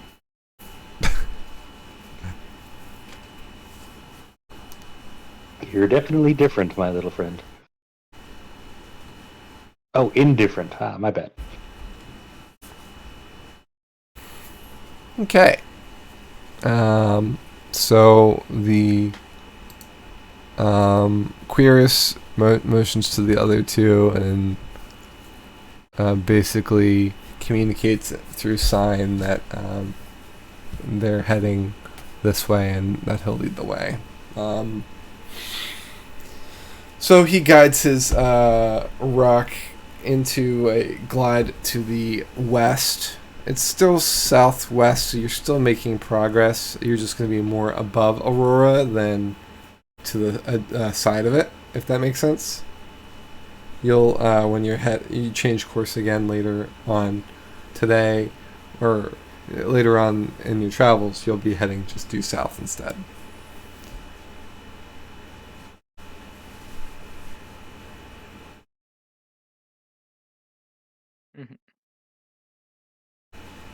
Okay.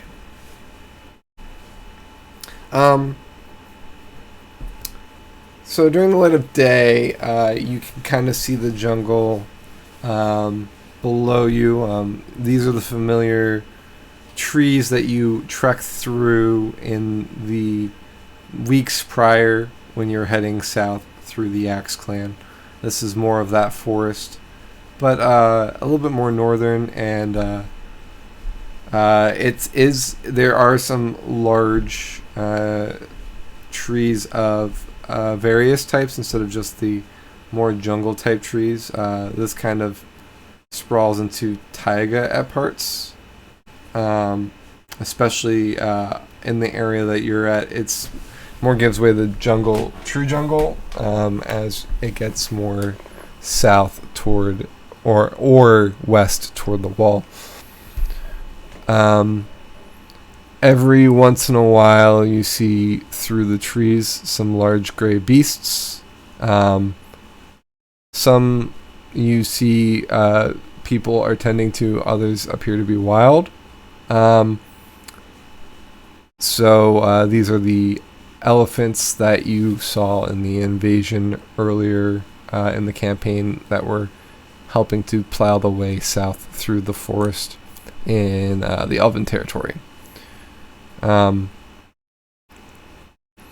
also see a few large animals with great horns protruding from their nose. They seem to be in a similar size to some of the dinosaurs that you saw east of here, but don't appear to look like them in every capacity. The horn does look familiar to like the Triceratops itself, but it doesn't have multiple horns. Just for out of character, it's a dire rhino. You see a dire rhino kind of out in the clearing as you pass overhead here in this direction. Obviously, you're flying this way, but you can kind of see in all directions in the square around you, just from your vantage point.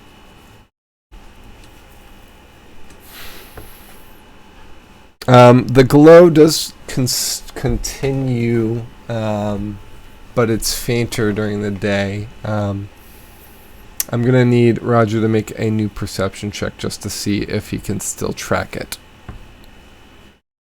At disadvantage? No. 27. Okay, you do hang on to it, and I can narrow down that circle now for you.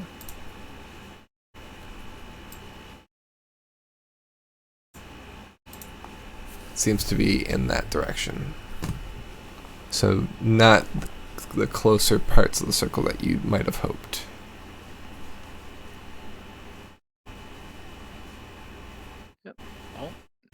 I'll point that out to our pilots. All right.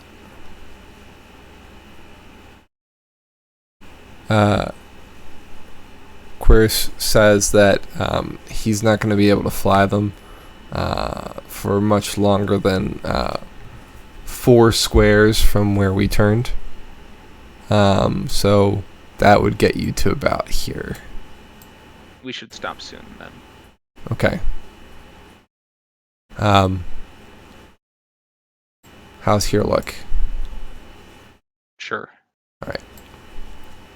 So he, seeing the kind of the gap in the forest, north of the forest, he kind of angles the birds down and actually, rather than lands in the clearing itself, chooses a tree amidst the kind of the gap in the forest, some of the larger trees, and roosts the birds in the tree. And encourages the party to find places to land above in the canopy, or places to climb off the birds and stay in the canopy.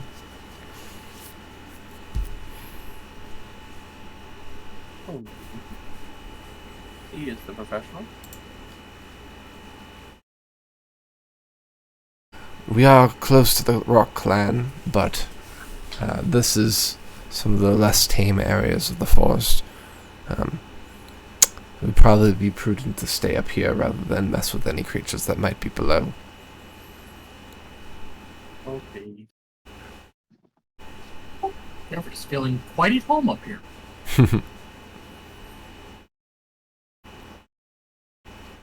Hopefully none of these creatures can climb trees.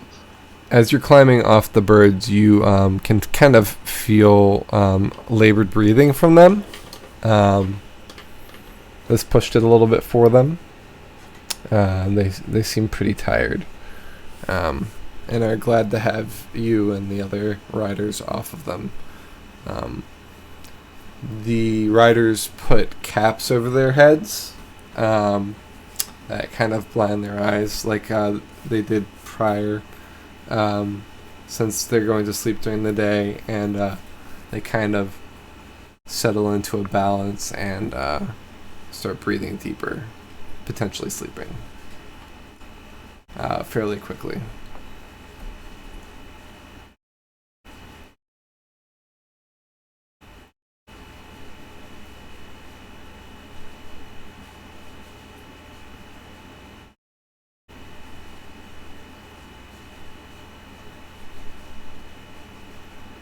Now, were we also gonna sleep, or are we gonna investigate?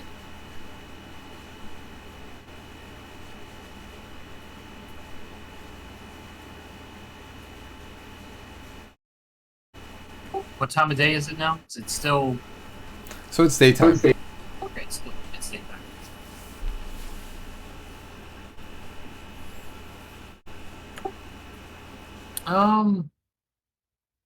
Are we going to run into any kind of challenges for being exhausted ourselves? If you sleep tonight, no.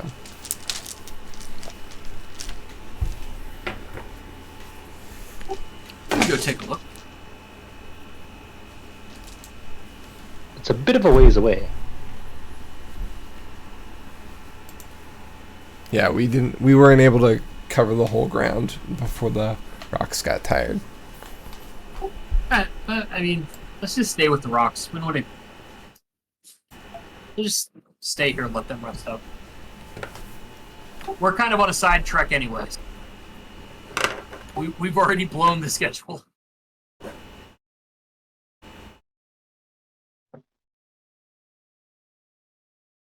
Who needs schedule?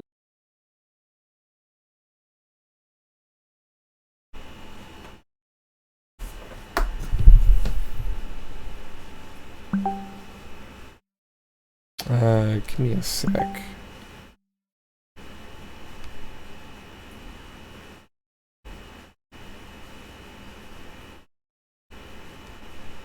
PA man allegedly drove into second story of a house in an intentional act. August 6th. Only in Pennsylvania. What the hell? Gabrielle, my wife, just saw this and had to share it with me. Okay, sorry. There's a picture, which I will share for you because it's pretty crazy. I'll put that in the out of character.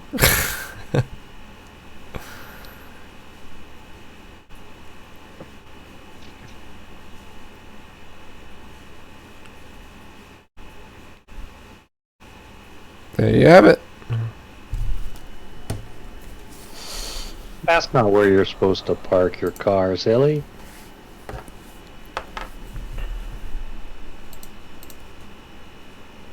Well, that's glorious.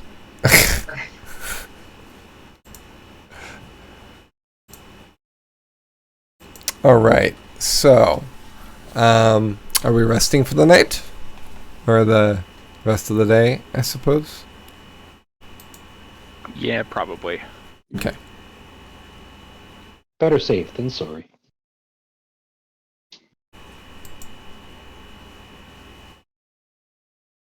Same watches, I assume. Sure. All right. All right. First watch.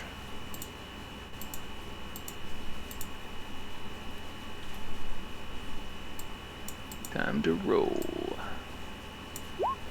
23. Hey. Not a 22. A 23 this time.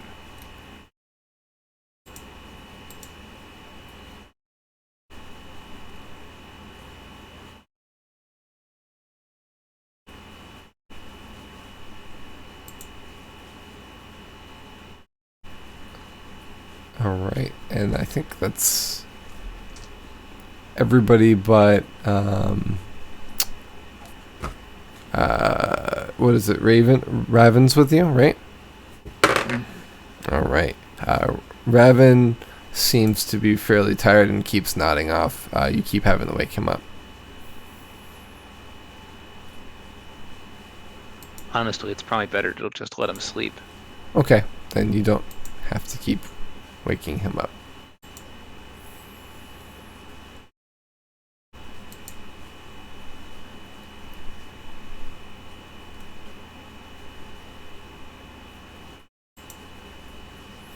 All right. With your 23, you can kind of see from your tree that the glowing is brighter and nearer. You can't see it through the trees, but you're confident that you'll probably reach it tomorrow.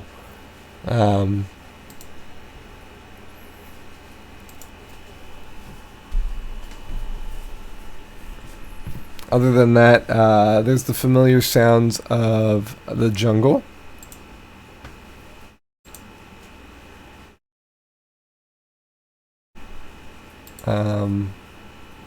Including a few roars that don't sound great, but nothing like the dinosaurs that you've encountered in the past, right? So, I mean, this jungle seems more tame now. It didn't before, but here we are.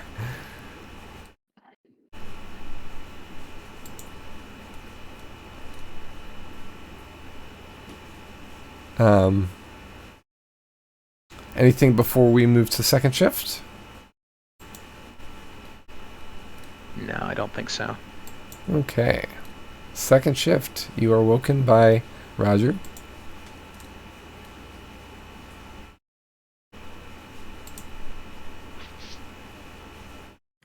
Yawned. Belzian is just like nervously shaking his leg, like, what could this be?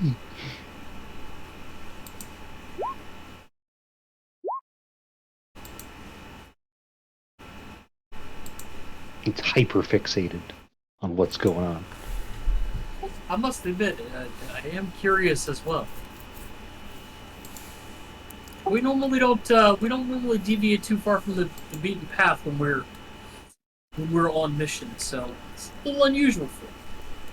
This could be directly related to our mission. It could be imperative that we figure out what this is. It's true. I don't think it's demons, so I guess that's good. Maybe it'll be something friendly and not demonic. That'd be a change, eh? No.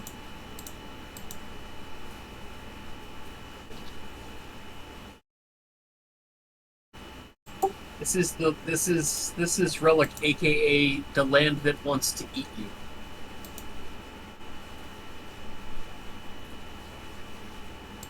We gotta admit, the dinosaurs were pretty fun, though. No, that was a riot. Do you get the impression between Seregen, Relic, and Necrata that Seregen's like the weed smoking hippie of the land? That we're just kind of like the lackadaisical. They have no cares. We don't really know how bad the world can get. I kind of feel like that's how our lands are. You feeling like we were stuck behind a wall for a bit too long there? Maybe. I think we might have got a little soft. Get a little lost in our own thoughts there, yeah. Okay, I can see that. I mean, people are often very hungry in Seregen.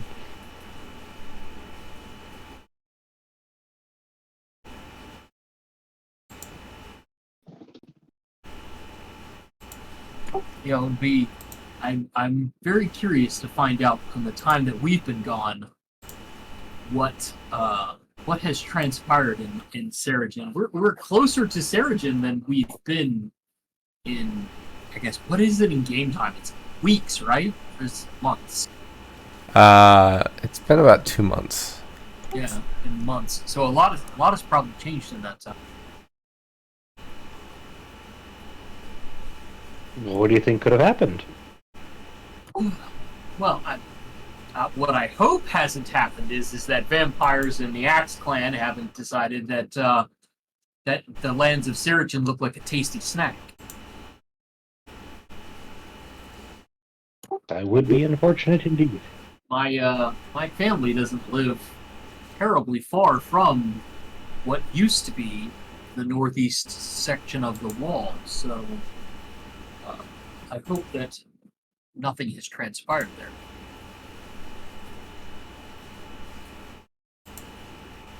I hope so too. So they're near the Changeling clans, and the Changelings were kind of quiet during the council meeting, so. And then, we know Perrin, obviously, so. But he was also, I guess, a bit of an outcast for his people. So. Well, Piran was the leader. He was the one that talked. He actually talked quite a bit. He did. But I don't know, I kind of get the impression that he's not really like the rest of his people. So I don't know. I don't know, Piran used to be the leader. Still is, but used to be too.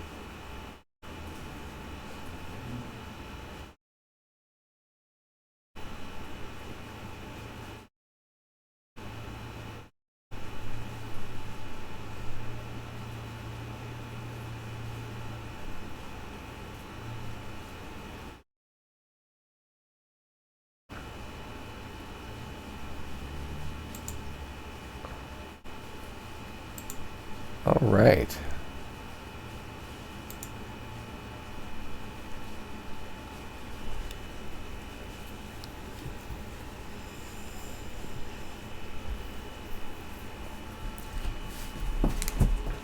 Benji, all right? So with those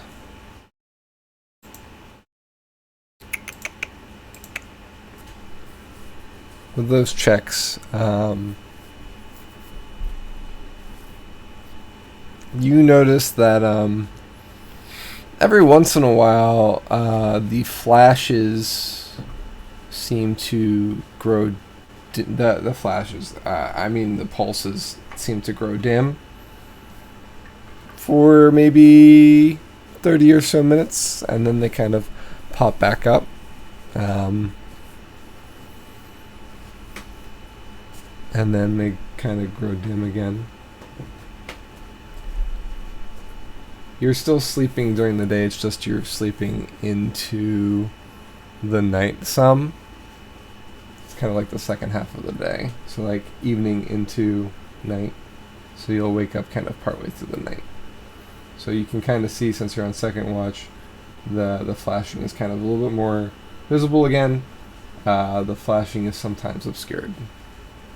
At least from this angle. Every once in a while.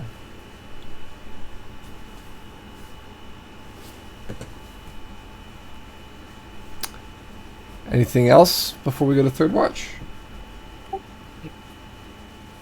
Alright, third watch. This one with disadvantage as well. What was that? Is this one with disadvantage? This roll for me. No, it's nighttime now. Yay! You chose Yay! shifts.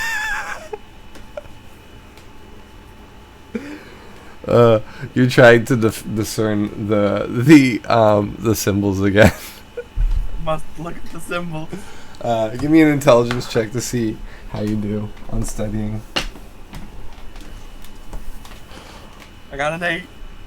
That's about what you rolled last time, right? I'm not rolling nothing no more. I give up. I auto-fail everything at this point.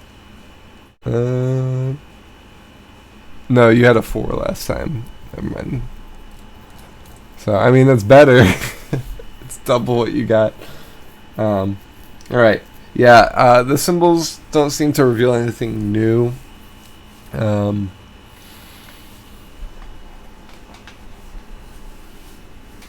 You're kind of keying into one main part where it just seems so. There's a bunch of small groupings, but the main grouping in the middle of the page seems to be kind of written the most predominantly, and that's kind of what you've keyed into. It just seems like there's not enough there at the moment. Or maybe because you're kind of in a hurry, you're a little distracted by everything. You haven't really been able to kind of fully concentrate on the task at hand. Next time I shall have it. Next time on Dragon Ball Z. Alright, the other two keep watch and tend to the beasts. And they come to wake up the rest of the group when the time comes.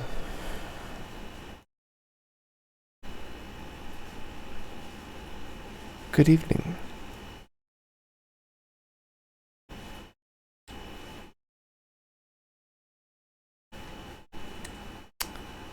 Well, the rocks are still somewhat tired, but they can transport us. I wouldn't recommend us pushing a second time today. I think our normal path would be recommended. So if we find this source of this light and then resume course, we should be able to meet that top edge of the clearing before we need to stop again.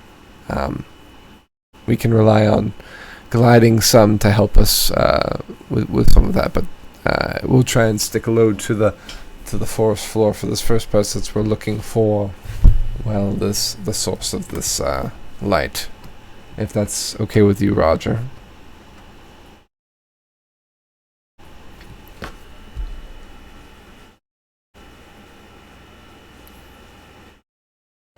I think if you responded, Roger, you forgot to unmute. Sorry, what's our flight path again? Well, Are we skirting around the right stuff, or are we heading straight for it? I believed that we were looking for the bright stuff in this area, right? That's why we're heading this way. Yep. So hopefully it will be within 1 or 2, between around 26 miles, and then from there we can head down to the clearing, the north side of it instead, somewhere along Sounds here. good to me.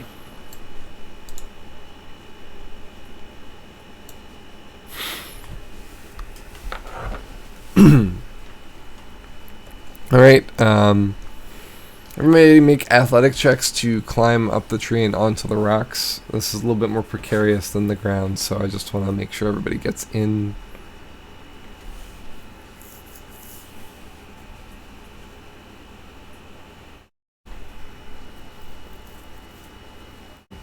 Uh-oh. Guess we're still sleepy from the Right. rest. Roger may need some assistance getting into the saddle. Zippo, I need your roll too. No, I don't need Zippo's roll. I do need Ulrich's roll. That would be helpful. Let me get Ulrich up.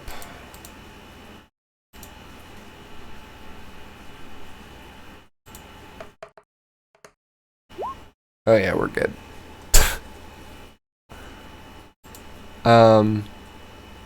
Okay, so Roger and Belzian make reflex saves. A deck save? Yes, please.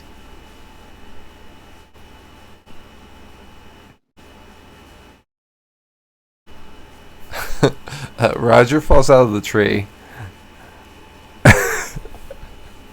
So Not down there, silly. Belzian, you kind of fail at climbing onto the bird and kind of slip back off and onto the branch that you climbed off of to get onto it. Roger, you just straight up plummet out of the tree.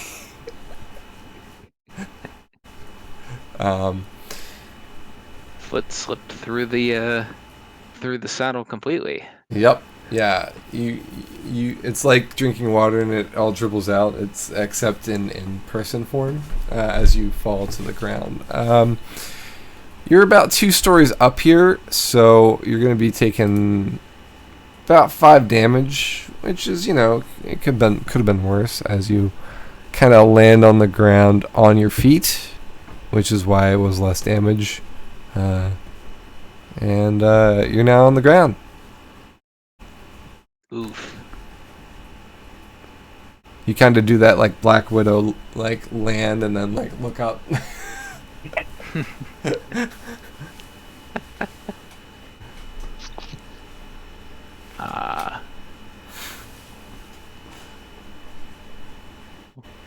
Roger will dust his hands off and go to try again.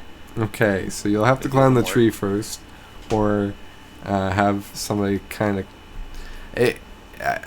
It's clear enough that at this point, rather than make you climb up, Quiris kind of glides down his rock, Lara, to the ground, and lets you climb back on with no check needed. If it was the Alrighty. forest, it wouldn't be as easy to do that, but he chose well. Mm-hmm. I'll make sure to strap myself in maybe a little better than usual. Okay, sounds good. All right. With some effort, the birds lift off the ground and then kind of do a bit more flapping than they normally would, because they're staying lower to the ground and kind of hugging the tree line. Not quite so much as that, like they're scraping their bellies, but they're close enough that you can, in much more detail, see the forest itself and whatnot. It is night, so the flashing continues and kind of guides. And I have my ruler still on, so let me guide you closer and closer to pinpoint where this flashing is, until you guessed it. It's right where that hole in the forest is on the map.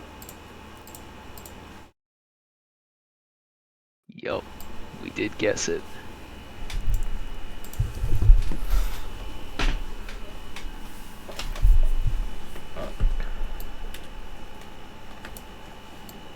All right. So, how do you want to approach this? I see the clearing where the flashing is. Do you want me to do a soar over? Do you want to land and go on foot? What's the plan, Roger? What's the plan, group? I guess I'll roll perception and see what I can see from here, looking down into that clearing. So, from this angle, since you're lower, it's going to be hard to see into the clearing without being over top of it. If you were up high, you might be able to see better, but you wouldn't get as distinct details.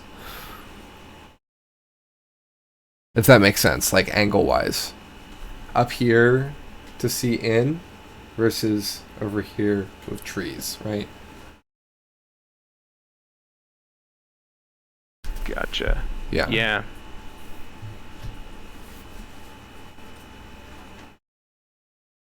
So what does the party think about taking us over, like, maybe a little lower?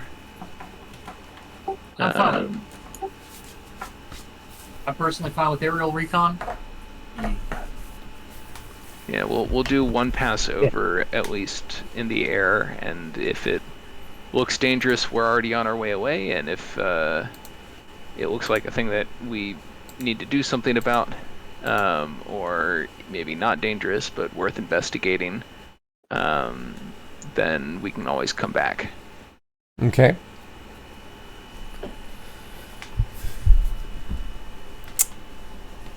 All right, so the party with the birds does a flyover of the area,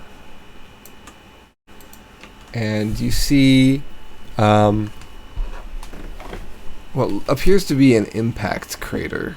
In the center of it seems to be a glowing round orb, kind of settled into the ground in the center of the impact. It seems to be what has created the impact. The glowing ball doesn't seem to be larger than the size of. You could maybe hold it in both hands. You can't really see specifics about the ball that's glowing. It is what's pulsing, especially with this creature kind of curled around it. It seems to curl in a semicircle around the crater, kind of. I wouldn't say protecting it like an egg, but it definitely seems to be bedding with it.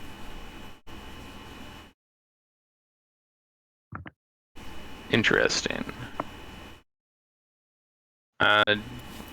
Do any of our Rock Clan escorts recognize the thing? I will also say that it's huge in size. So it's not gargantuan like some things you've seen, but it is quite large. Guys, if that's an egg, I definitely want that. That could be Brunhild's new best friend. I think we have a different best friend to take care of first. That is a bear, says Quirus.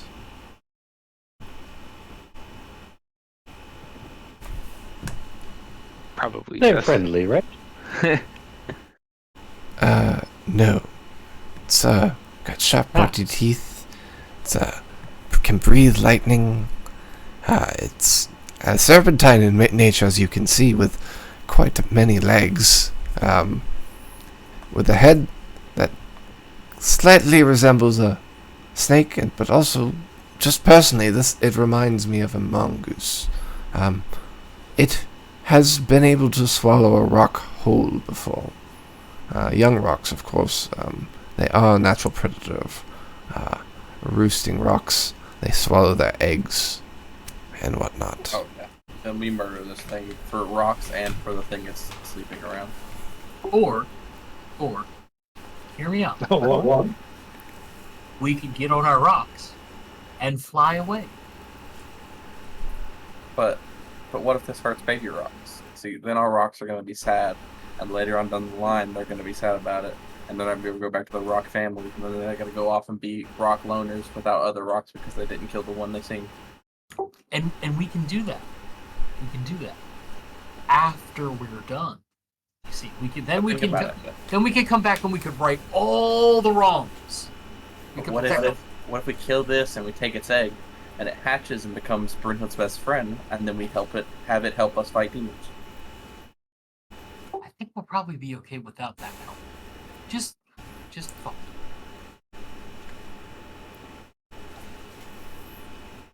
As exciting as it might be, I've got no interest in picking a fight with a giant beast that can spew lightning and eats our mounts. I tend to agree. If we are keen on fighting it, I do not recommend having the rocks anywhere near it.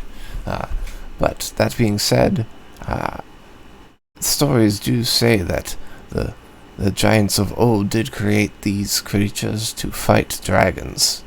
So they are enemies of your clan. Yeah, that gotta kill it now. I'm gonna give the guy. I'm just gonna look at him, and I'm gonna give him the not helping look. You know the look, the not helping look. And you can tell that this is the type that he's fascinated by creatures, and he just likes to say what his knowledge is, right? Like he doesn't really seem to get that this isn't helping or whatnot. He's just trying to be helpful to let the party know what it is. Now, you say they were made to slay dragons. We have a duty. Let's park the rocks somewhere out of sight where they won't be in danger, and go slay a behir.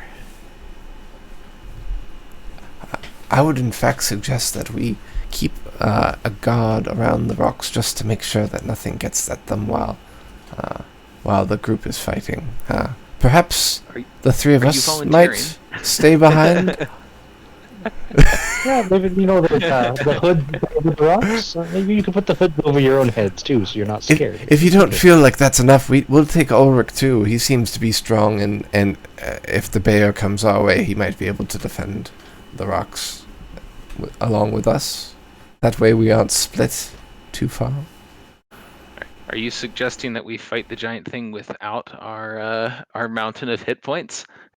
Well, I mean, if you feel like you need Ulrich, by all means, I'm sure we can also handle anything that Zippo comes. looks at the guy. He goes, only question I have, is this thing similar to a Hydra? Because I've killed one of those, so I believe I can kill this. We got this, Zippo. I'm not sure what you mean by similar. The Hydra has a lot of heads. This has a lot of legs.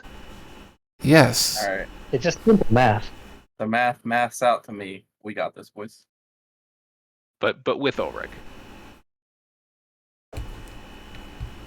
I think Ulrich's already got his weapon out. Look at that.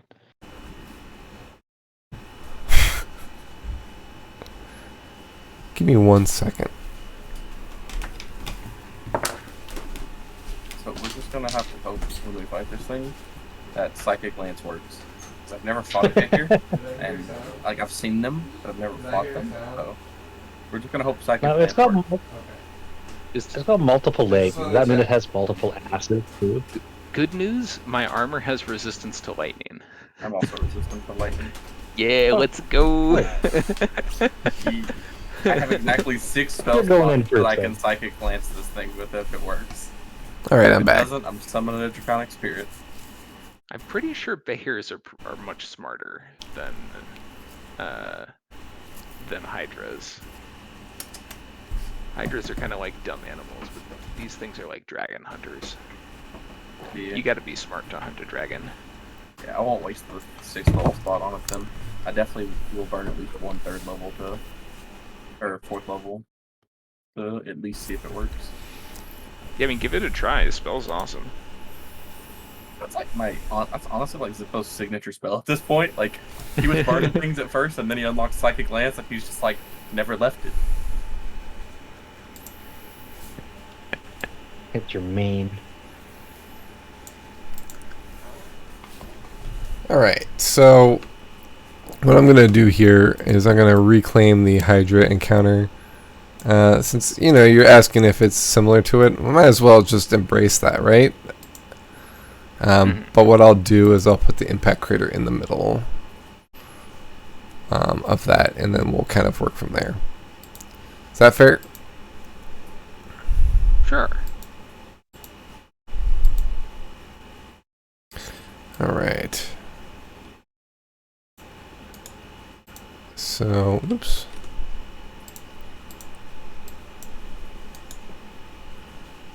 Map layer. Cool.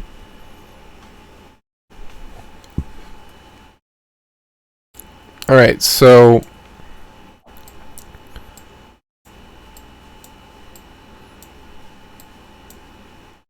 what direction do you want to approach this from?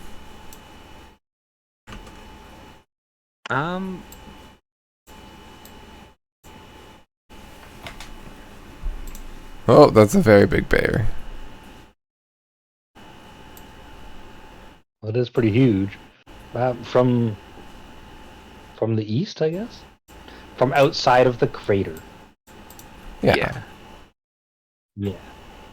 I mean, I would jump at the chance to use my assassinate ability here. Yeah, can we poke it from the trees, or is it too far away from foliage? So that's this would be large.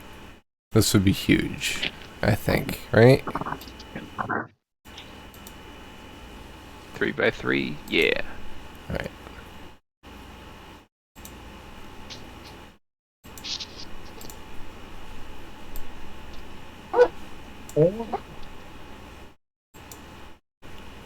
All right. So you're heading in from the east. We'll say that the rocks land pretty far out, and you trek in. You work your way through the jungle pretty easily because the flashing, glowing. But it is still night, so I would recommend those of you who need night vision, I would pop that now.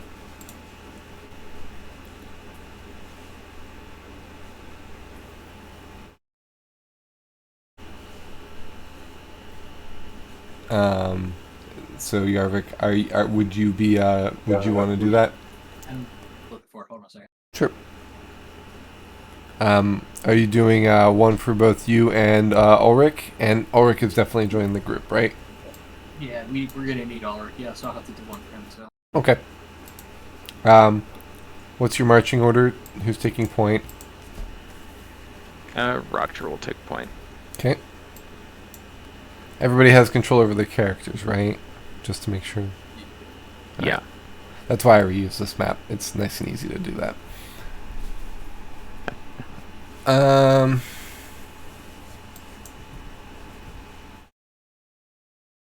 All right.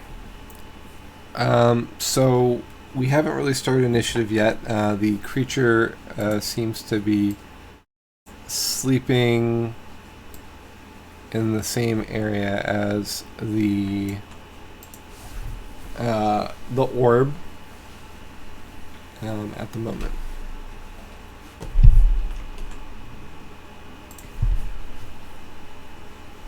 I would like to get maybe a little bit closer, perhaps on the other side of this downed tree over here, before I take my shot at it, but I'll wait until everybody gets at least mostly into position before I open up.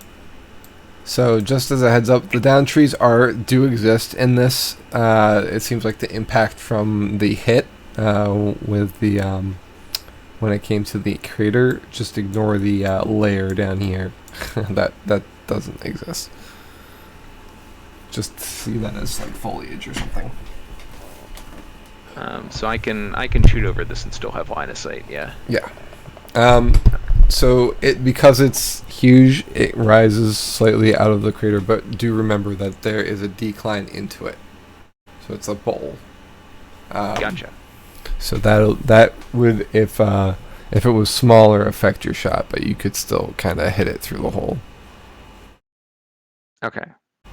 And I'll let the rest of the party kind of get in position. Ulrich may want to come a little closer.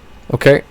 Anybody who's moving within this map should take a stealth check if they don't want to be detected. No. Well. 26 for Roger. Okay. Woo-wee, boys, the rolls are hot. Are you moving, Zippo? So far you Are you, like, haven't. Closer? Oh, yeah, I'm just here. I didn't know if you said if anybody moved. I think I moved like one square. So. Yeah, if you're moving into a position closer to it, you can roll stealth. Closer. Gotcha. If you're staying there and seeing what happens, that's fine too. I can still shoot it from here, so. Yeah. So I'm just gonna sit here for when combat starts. Okay. The creature seems to not be disturbed by your movements so far. All right. Everybody get ready. I'm going to open up with a shot. Okay. Are we going to draw it out of the crater? Or try to keep it in there? I think it's going to tell us what it wants to do. Yeah, I think the like 30-foot long mongoose with 12 legs is going to move where it wants to go. That's fair. So yeah, I'll use one of my fire arrows and shoot this bad boy. Okay. Roll for attack. And we have advantage. And if I get a hit here, it is an automatic critical hit. It is an automatic crit. 23 hits and crits. Which will do... just roll twice for damage, right? Yes. 1...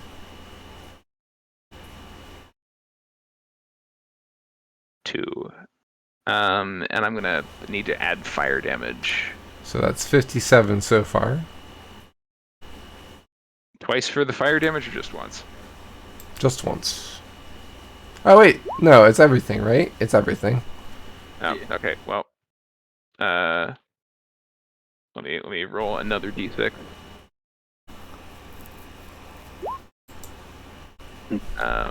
So 57 plus 8 fire damage. Okay.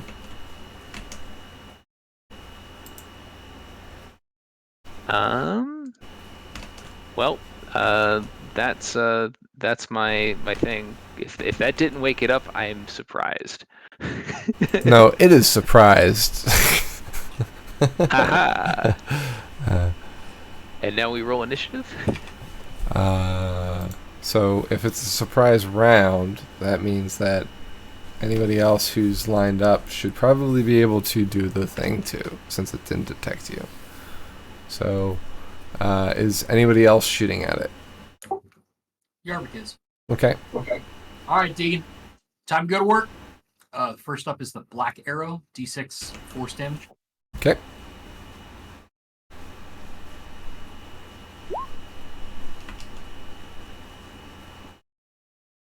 That's a hit. All right, 11 piercing plus. Hold on a second.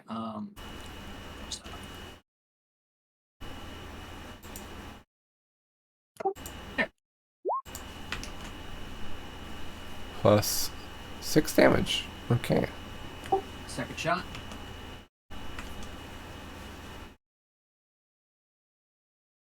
That is also a hit. This is the green, so it's going to be d8 sonic damage. Okay.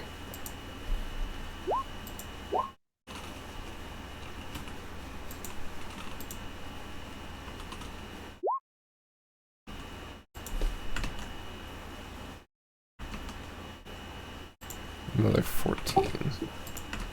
15 there. And can I can I hide again? Can I like take 2 shots and then like take a stealth action or a hide action? Do you have the what's the term for that? Roger, you have it, right? Cunning action. Cunning. Yeah, it might be cunning action. No, I don't think I have one, but it takes a minute. Then you can like fully stealth into an environment and get like a +10 to. But I have like the regular stealth, which is just a dex, but I don't know if that would apply to that. So you took an attack.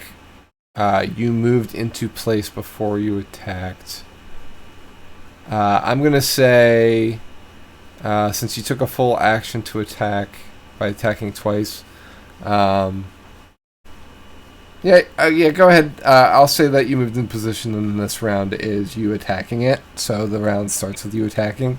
You still have a move action, so you can take your move action by hiding, but you wouldn't really be able to move pretty much anywhere. You'd just be taking the action to hide. Yeah, I'm just gonna like literally, we're just gonna like duck. So that would Okay. be stealth check. Yes, please. Womp womp. Okay. Anybody else taking advantage of this surprise round?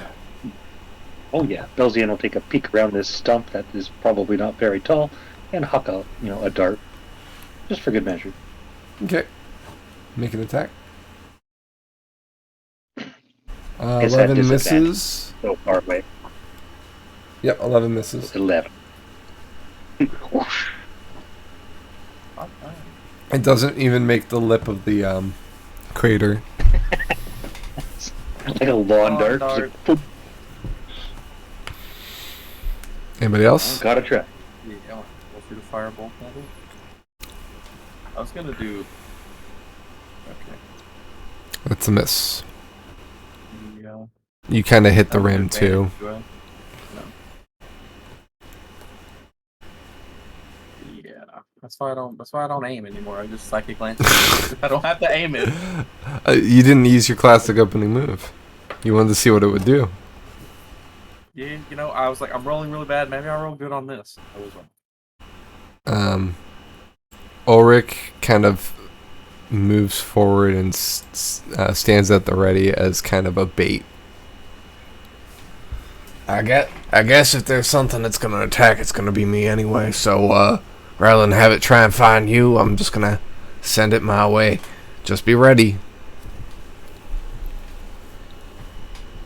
Holy buddy. Kind of holds his axe at the ready and is good to go. All right, everybody, roll initiative.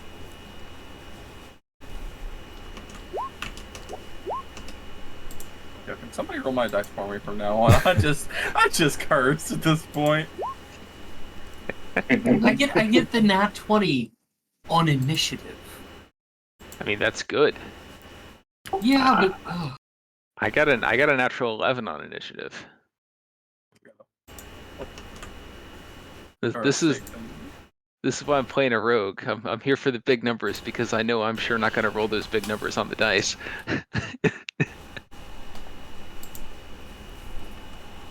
Oops. That doesn't help. So for whatever reason, alright, I'm gonna... So I had to clear it because it was duplicating, but go ahead and re-roll, and I'm gonna keep your initiatives by editing them. So go ahead and roll initiative one more time, and I'll fix it.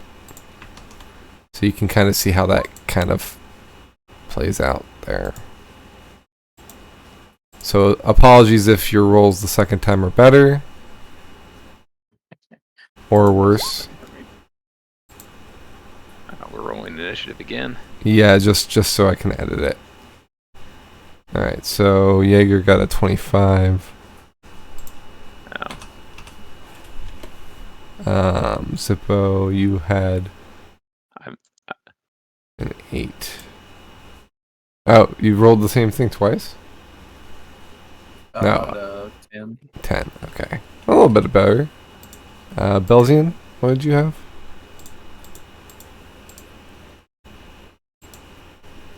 It was a 20. It was a 20? Okay. 16 plus 4. Mine was a 21. Why didn't yours pop up? Did you have your character selected when you rolled initiative? Probably not. Okay, make sure you do that. Select your token.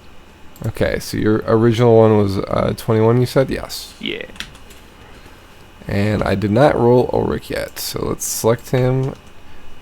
Yeah, that's the trick, is to make sure you have your character selected. Don't worry, boys. I just took forever to figure out how to change my dice on the D&D Beyond. So I will now get new dice that will roll better. Promise. Alright, so now it needs to be ordered. So let's sort that. Alright. So, top of the round is Yarvik. Just gonna do it again. So this, we did talk about this being a lightning-based enemy, right? So Blue's gonna set this one out. Well, you know it breathes lightning. I feel like using lightning might not be the best idea on this enemy. I feel like that might be the case. Plus, that's a channel attack, so. Start with Fleck.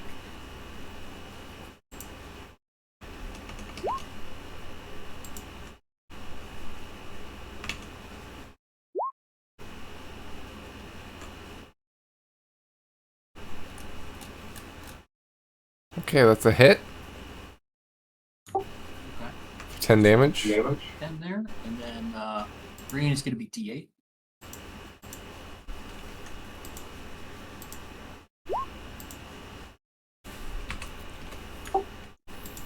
Hit. 15 misses. Copy that. And then just rehide. Okay.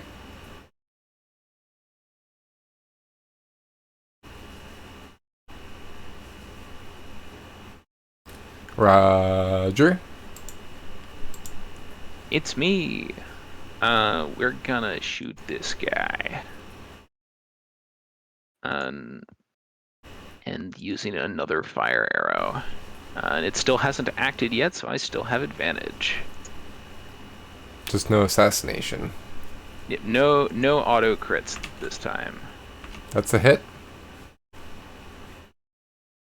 Second one is a miss. I will only shooting once.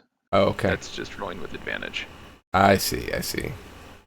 There's no roll with advantage button that I've found yet. So 30. Sorry, go ahead. I know. So 33, and then I need to add my fire damage roll for the fire arrow. So 33 piercing, and then 2 fire. Okay. Before you click on it, it should have like a. If you hold shift before you click, you gotta roll with advantage. No. I'll remember that for next time. And then I am going to move out of the way so that I'm not in a line with Yarvik, I think.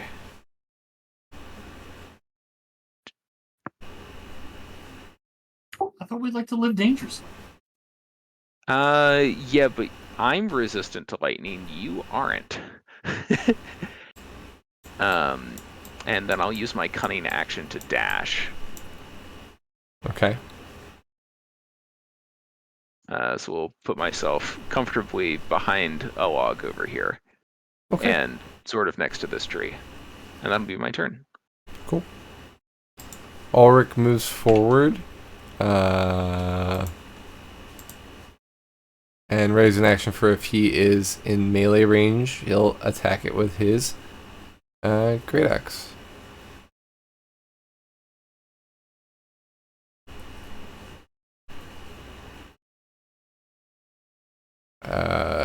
Interesting.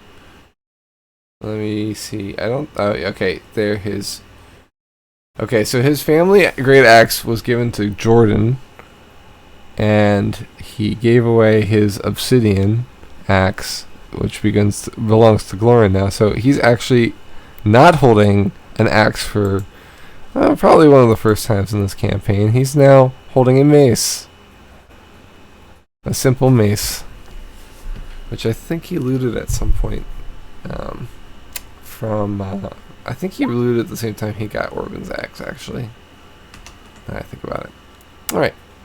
So he's got that action readied. What is going on here? It's like it reset the turn order. Like it did. Alright. I think I know why. Because it's reading off the encounter. Belzian, you said you had a 20? Yes. Roger was a 21. Yep. Yarvik was a 25. Zippo was a 10. I don't remember what Ulrich was. Let's see. Well, Thank you. Ulrich should not have gone yet. It's because of the turn order. So, next is Belzian. My apologies. So basically everybody went the same as the surprise round. In order of the surprise round. So I'll move Ulrich back. That's an easy fix. Belzian, go ahead. Belzian was going to do pretty much the same thing as Ulrich. And just advance and ready in action in case it comes within striking range or tries to walk by. Okay. But I'll also do patient defense as a bonus action. And yell something like, "Oi, dummy!" Nothing too offensive. I don't want to offend its sensibilities. All right.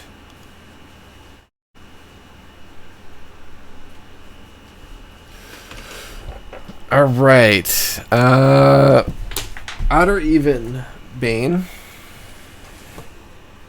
Odd.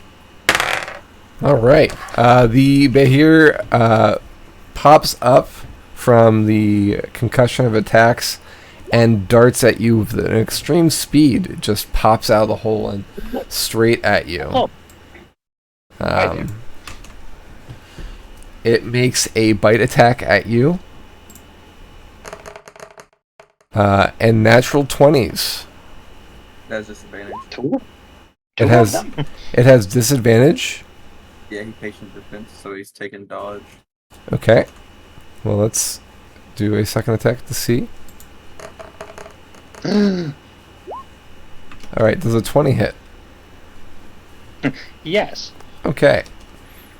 So rather than criticaling, he does 20 points of damage to you. Ow!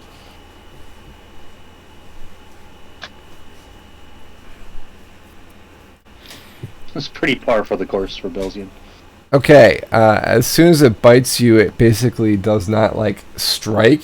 It strikes and holds you in its mouth. It basically crushes you in its jaws and then begins to swallow you immediately, ending the grapple, but you are swallowed. You are now within the Behir. Within 6 seconds of it popping out of the hole, it's already swallowed a party member. I guess they hit it when it first bites him because it was ready to action. Say again? He also gets to hit it because it was ready to action. Correct. Yeah, you still get to hit it, but it's You don't basically have to on the way change down. anything, but Yeah, you're like basically beating it up as you're on your way down. So, what'd you get? Pretty much what I thought would happen. So unarmed strike, you're at. So you rolled twice. Is that? Are you straight? Do you get 2 attacks Two there? attacks. Okay. Correct. 2 attacks. So the one hits, the other one doesn't. It do So look like a crit. that is a crit, isn't it? Yeah. So 30 I guess I'm 22. Yeah, so I'll count the roll from the second unarmed strike as your second roll. So that would be 21 plus. Oh wait, is the critical mean that it's rolling a second time? I think it's rolling it on a different formula, so it would be 11 times 2. 1d8 plus 4. 1d8. Yeah. So it would be 11 and 8, right? Yeah. So it would be 19. Right? Yeah, I think so. Yes. Yeah, that would be it. Okay.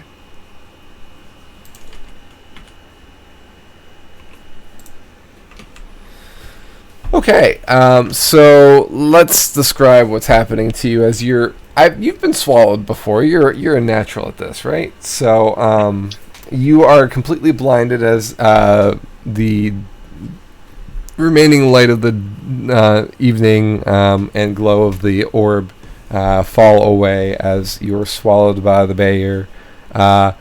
You're also restrained, so you're not able to move at all while you're in there. You do have total cover against attacks and all other effects outside of the bear, but you're also going to take some acid damage at the start of the bear's next turn, as you are slowly starting to be digested. Let's go. So just as a heads up there. All right. So the Bay year has went. Ulrich, well, that definitely changes things. Oh, that's so frustrating. Well, I can move up to close to it, but I can't strike it. It's too far away. So I'll, and that'll be next turn because it's after me. Or before me.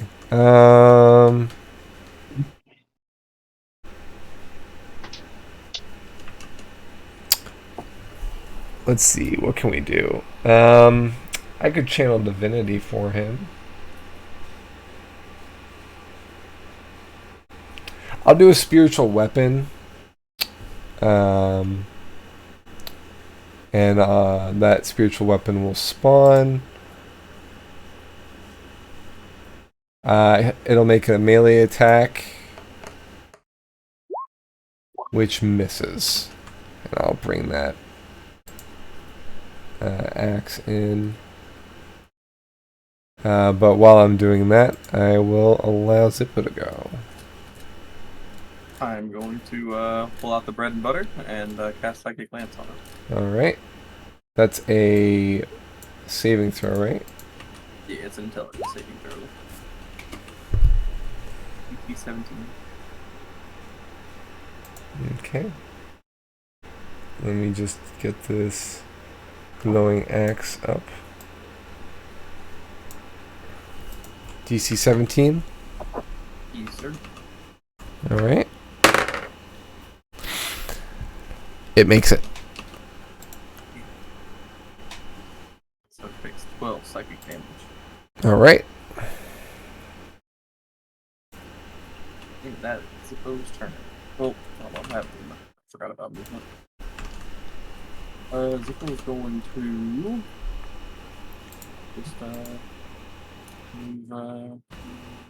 2, 3, 4, 5. Yeah. That is it.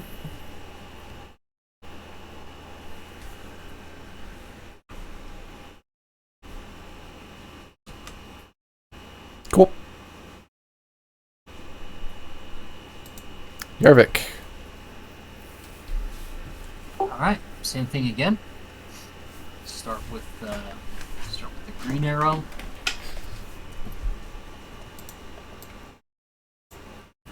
You notice that Belzian is missing as you come out of hiding. Wait, where'd he go? So it is this one.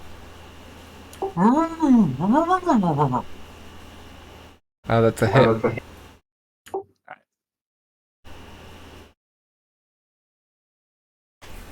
Alright, 11 damage. Plus 6. Yep, and that's Sonic. And next up will be Force.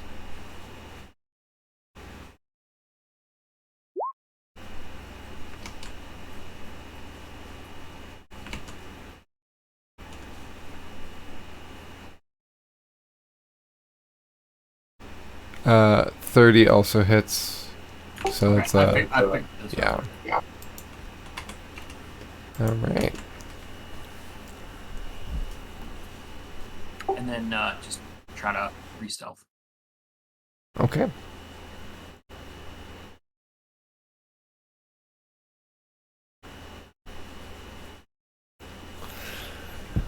Alright.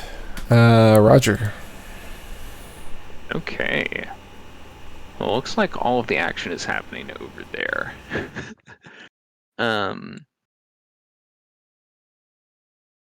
Does Belzian being inside of it count as an ally being adjacent? It does not. And since technically Ulrich is not adjacent, Yeah. and I don't know if the magical axe counts as an ally adjacent. It doesn't in 3rd edition, and I would be surprised if it does in 5th edition. So we'll say that there's nothing adjacent to it at the moment. You don't have advantage. In that case, I'm going to cast invisibility. Okay.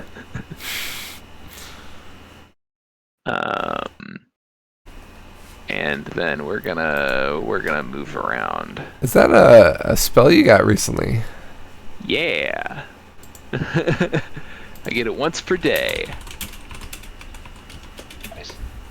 We're gonna take our move and our rogue dash up to here while we're invisible. And yeah.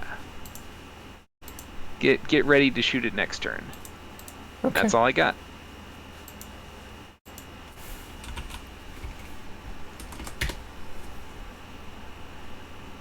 All right.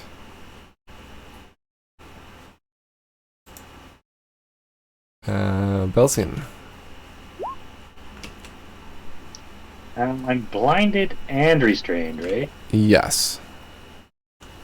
Do you remember Well, what that would be restrained disadvantage means? on them. What does restrained mean? Okay, so restrained is... I think both of them are just like disadvantage on slaps, which is what I was going to do. Restrained is a restrained creature's speed becomes 0 and it can't benefit from any bonus to its speed. Attack rolls against the creature have advantage, and the creature's attack rolls have disadvantage. So if you attack, you'll have disadvantage. The creature has disadvantage on dexterity saving throws as well. Okay. Well, I think attacking twice with disadvantage is where it's at. If you hold down control, it will do disadvantage on D&D Beyond.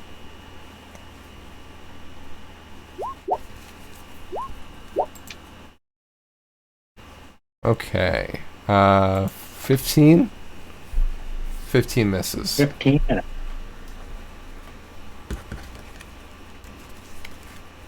Does a 19 hit? Oh, I see what you rolled. A 19 does hit, yes. Neat. Just slapping its guts, but from the inside. And in flurry of blows, I can get 2 more unarmed strikes. Huzzah! Bloating. Alright, both those hit as well. Bam, bam, bam, bam, bam, bam, bam. Alright, so we've got a 5, a 9, and an 8. Yeah. Alright, solid damage.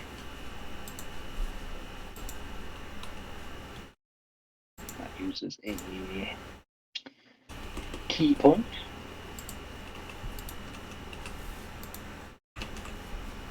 All right. All done? Yes, it's acid time. It's acid time indeed, as the creature takes its turn. You take 66 acid damage, which is 19 in total, which is just below the average, which would have been 21. You said 66, and I was like, oh no. Mm-hmm.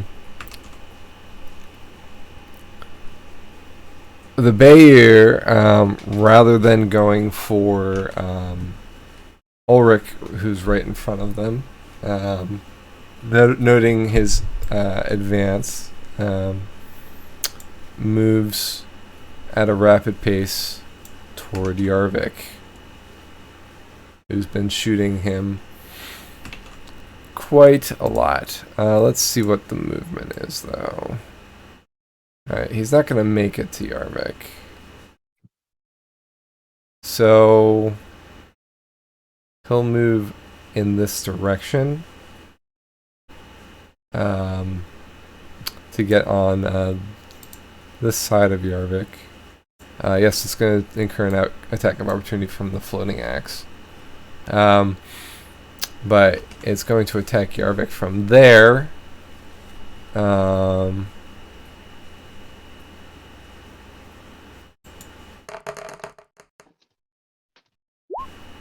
That's a hit. That's a miss. And constrict. What did we get there?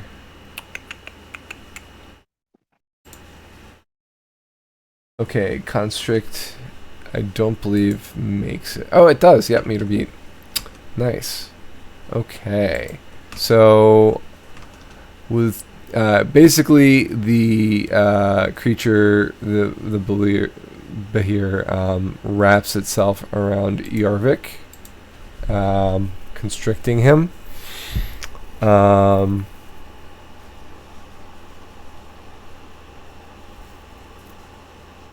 So Do I get a save or anything?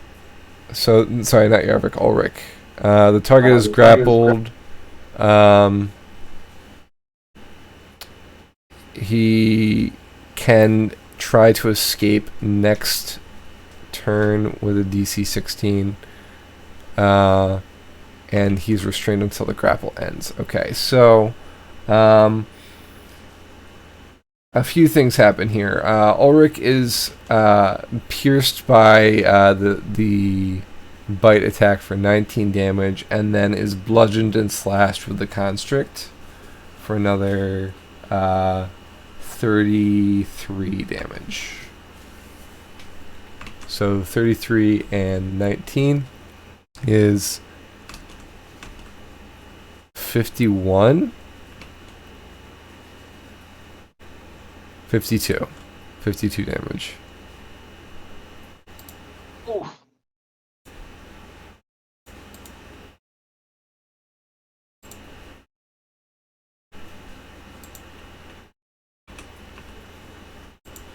Okay.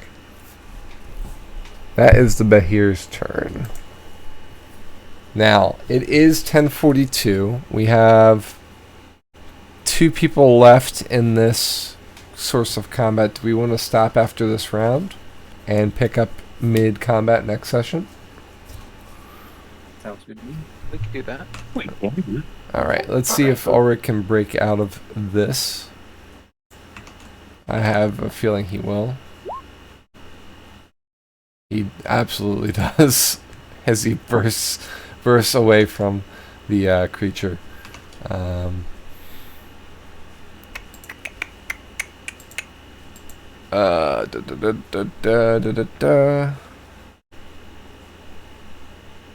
He probably says something like, "What the hell?" Get off me, he says. And then is gonna. I'm gonna do the attack of opportunity I missed doing earlier.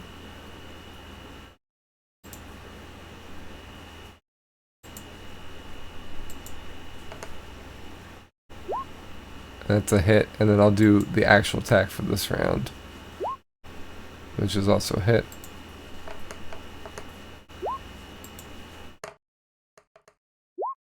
So that's 19 right there, plus Ulrich's mace attack.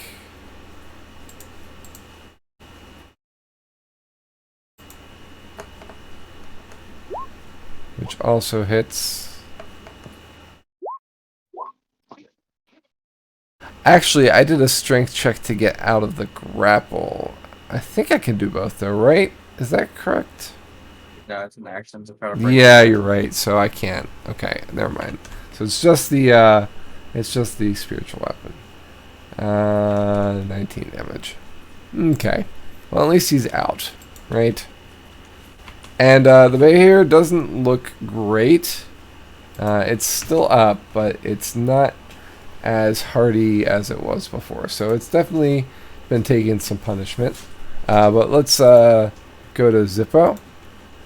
You know, it didn't work last time, but it's got to work this time, I believe. And I'm gonna 6th level cast Psychic Lance. Okay. That's a Well, 17 A lot of again. low damage numbers there. So it's lower than my other one. DC 17, right? Yep. Okay, it saves again. Sorry. Roll 2s all that time anyway. So it'd be 10 damage, 10 psychic damage. 10? And yeah. And then I'm going to, let me see here. I have one trait that I don't use a lot, and I would really like to use.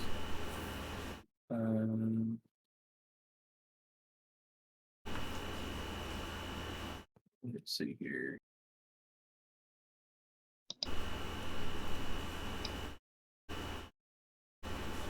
Alright.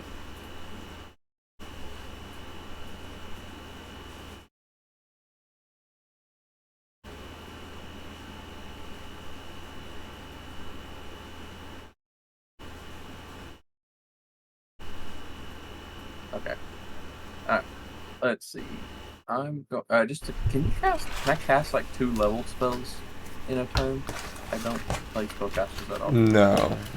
Unless you have something that allows you to cast 2 spells at a time, like what John has in his campaign with some yeah, things. I was gonna quicken spell. I didn't know if I could quicken spell a level spell, but it had to be a cantrip. So quicken spell. Yeah, quicken spell says when you cast a spell that has a cast time of 1 action, you can spend 2 sorcery points to change it to a bonus action. Right.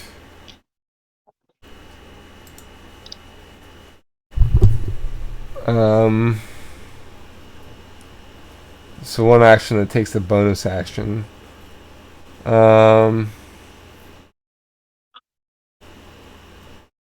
So there's a ruling that you can cast a spell as a reaction on someone else's turn and as a bonus spell on your own turn. You can't ever cast a non-cantrip and a bonus spell on the same turn, regardless of order. So it seems like you can't cast 2 leveled at the same turn unless you're twinning. That's understandable. Yeah. But I will spin the points just to firebolt it in hopes I do more damage.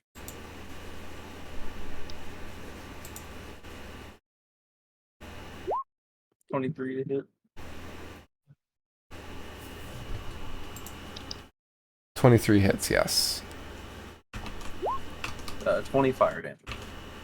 20? Yep. Wow, nice. Nice hit.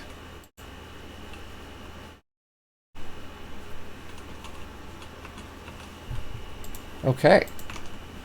And that's where we're going to leave it off for this session. So we will be back in a week on the...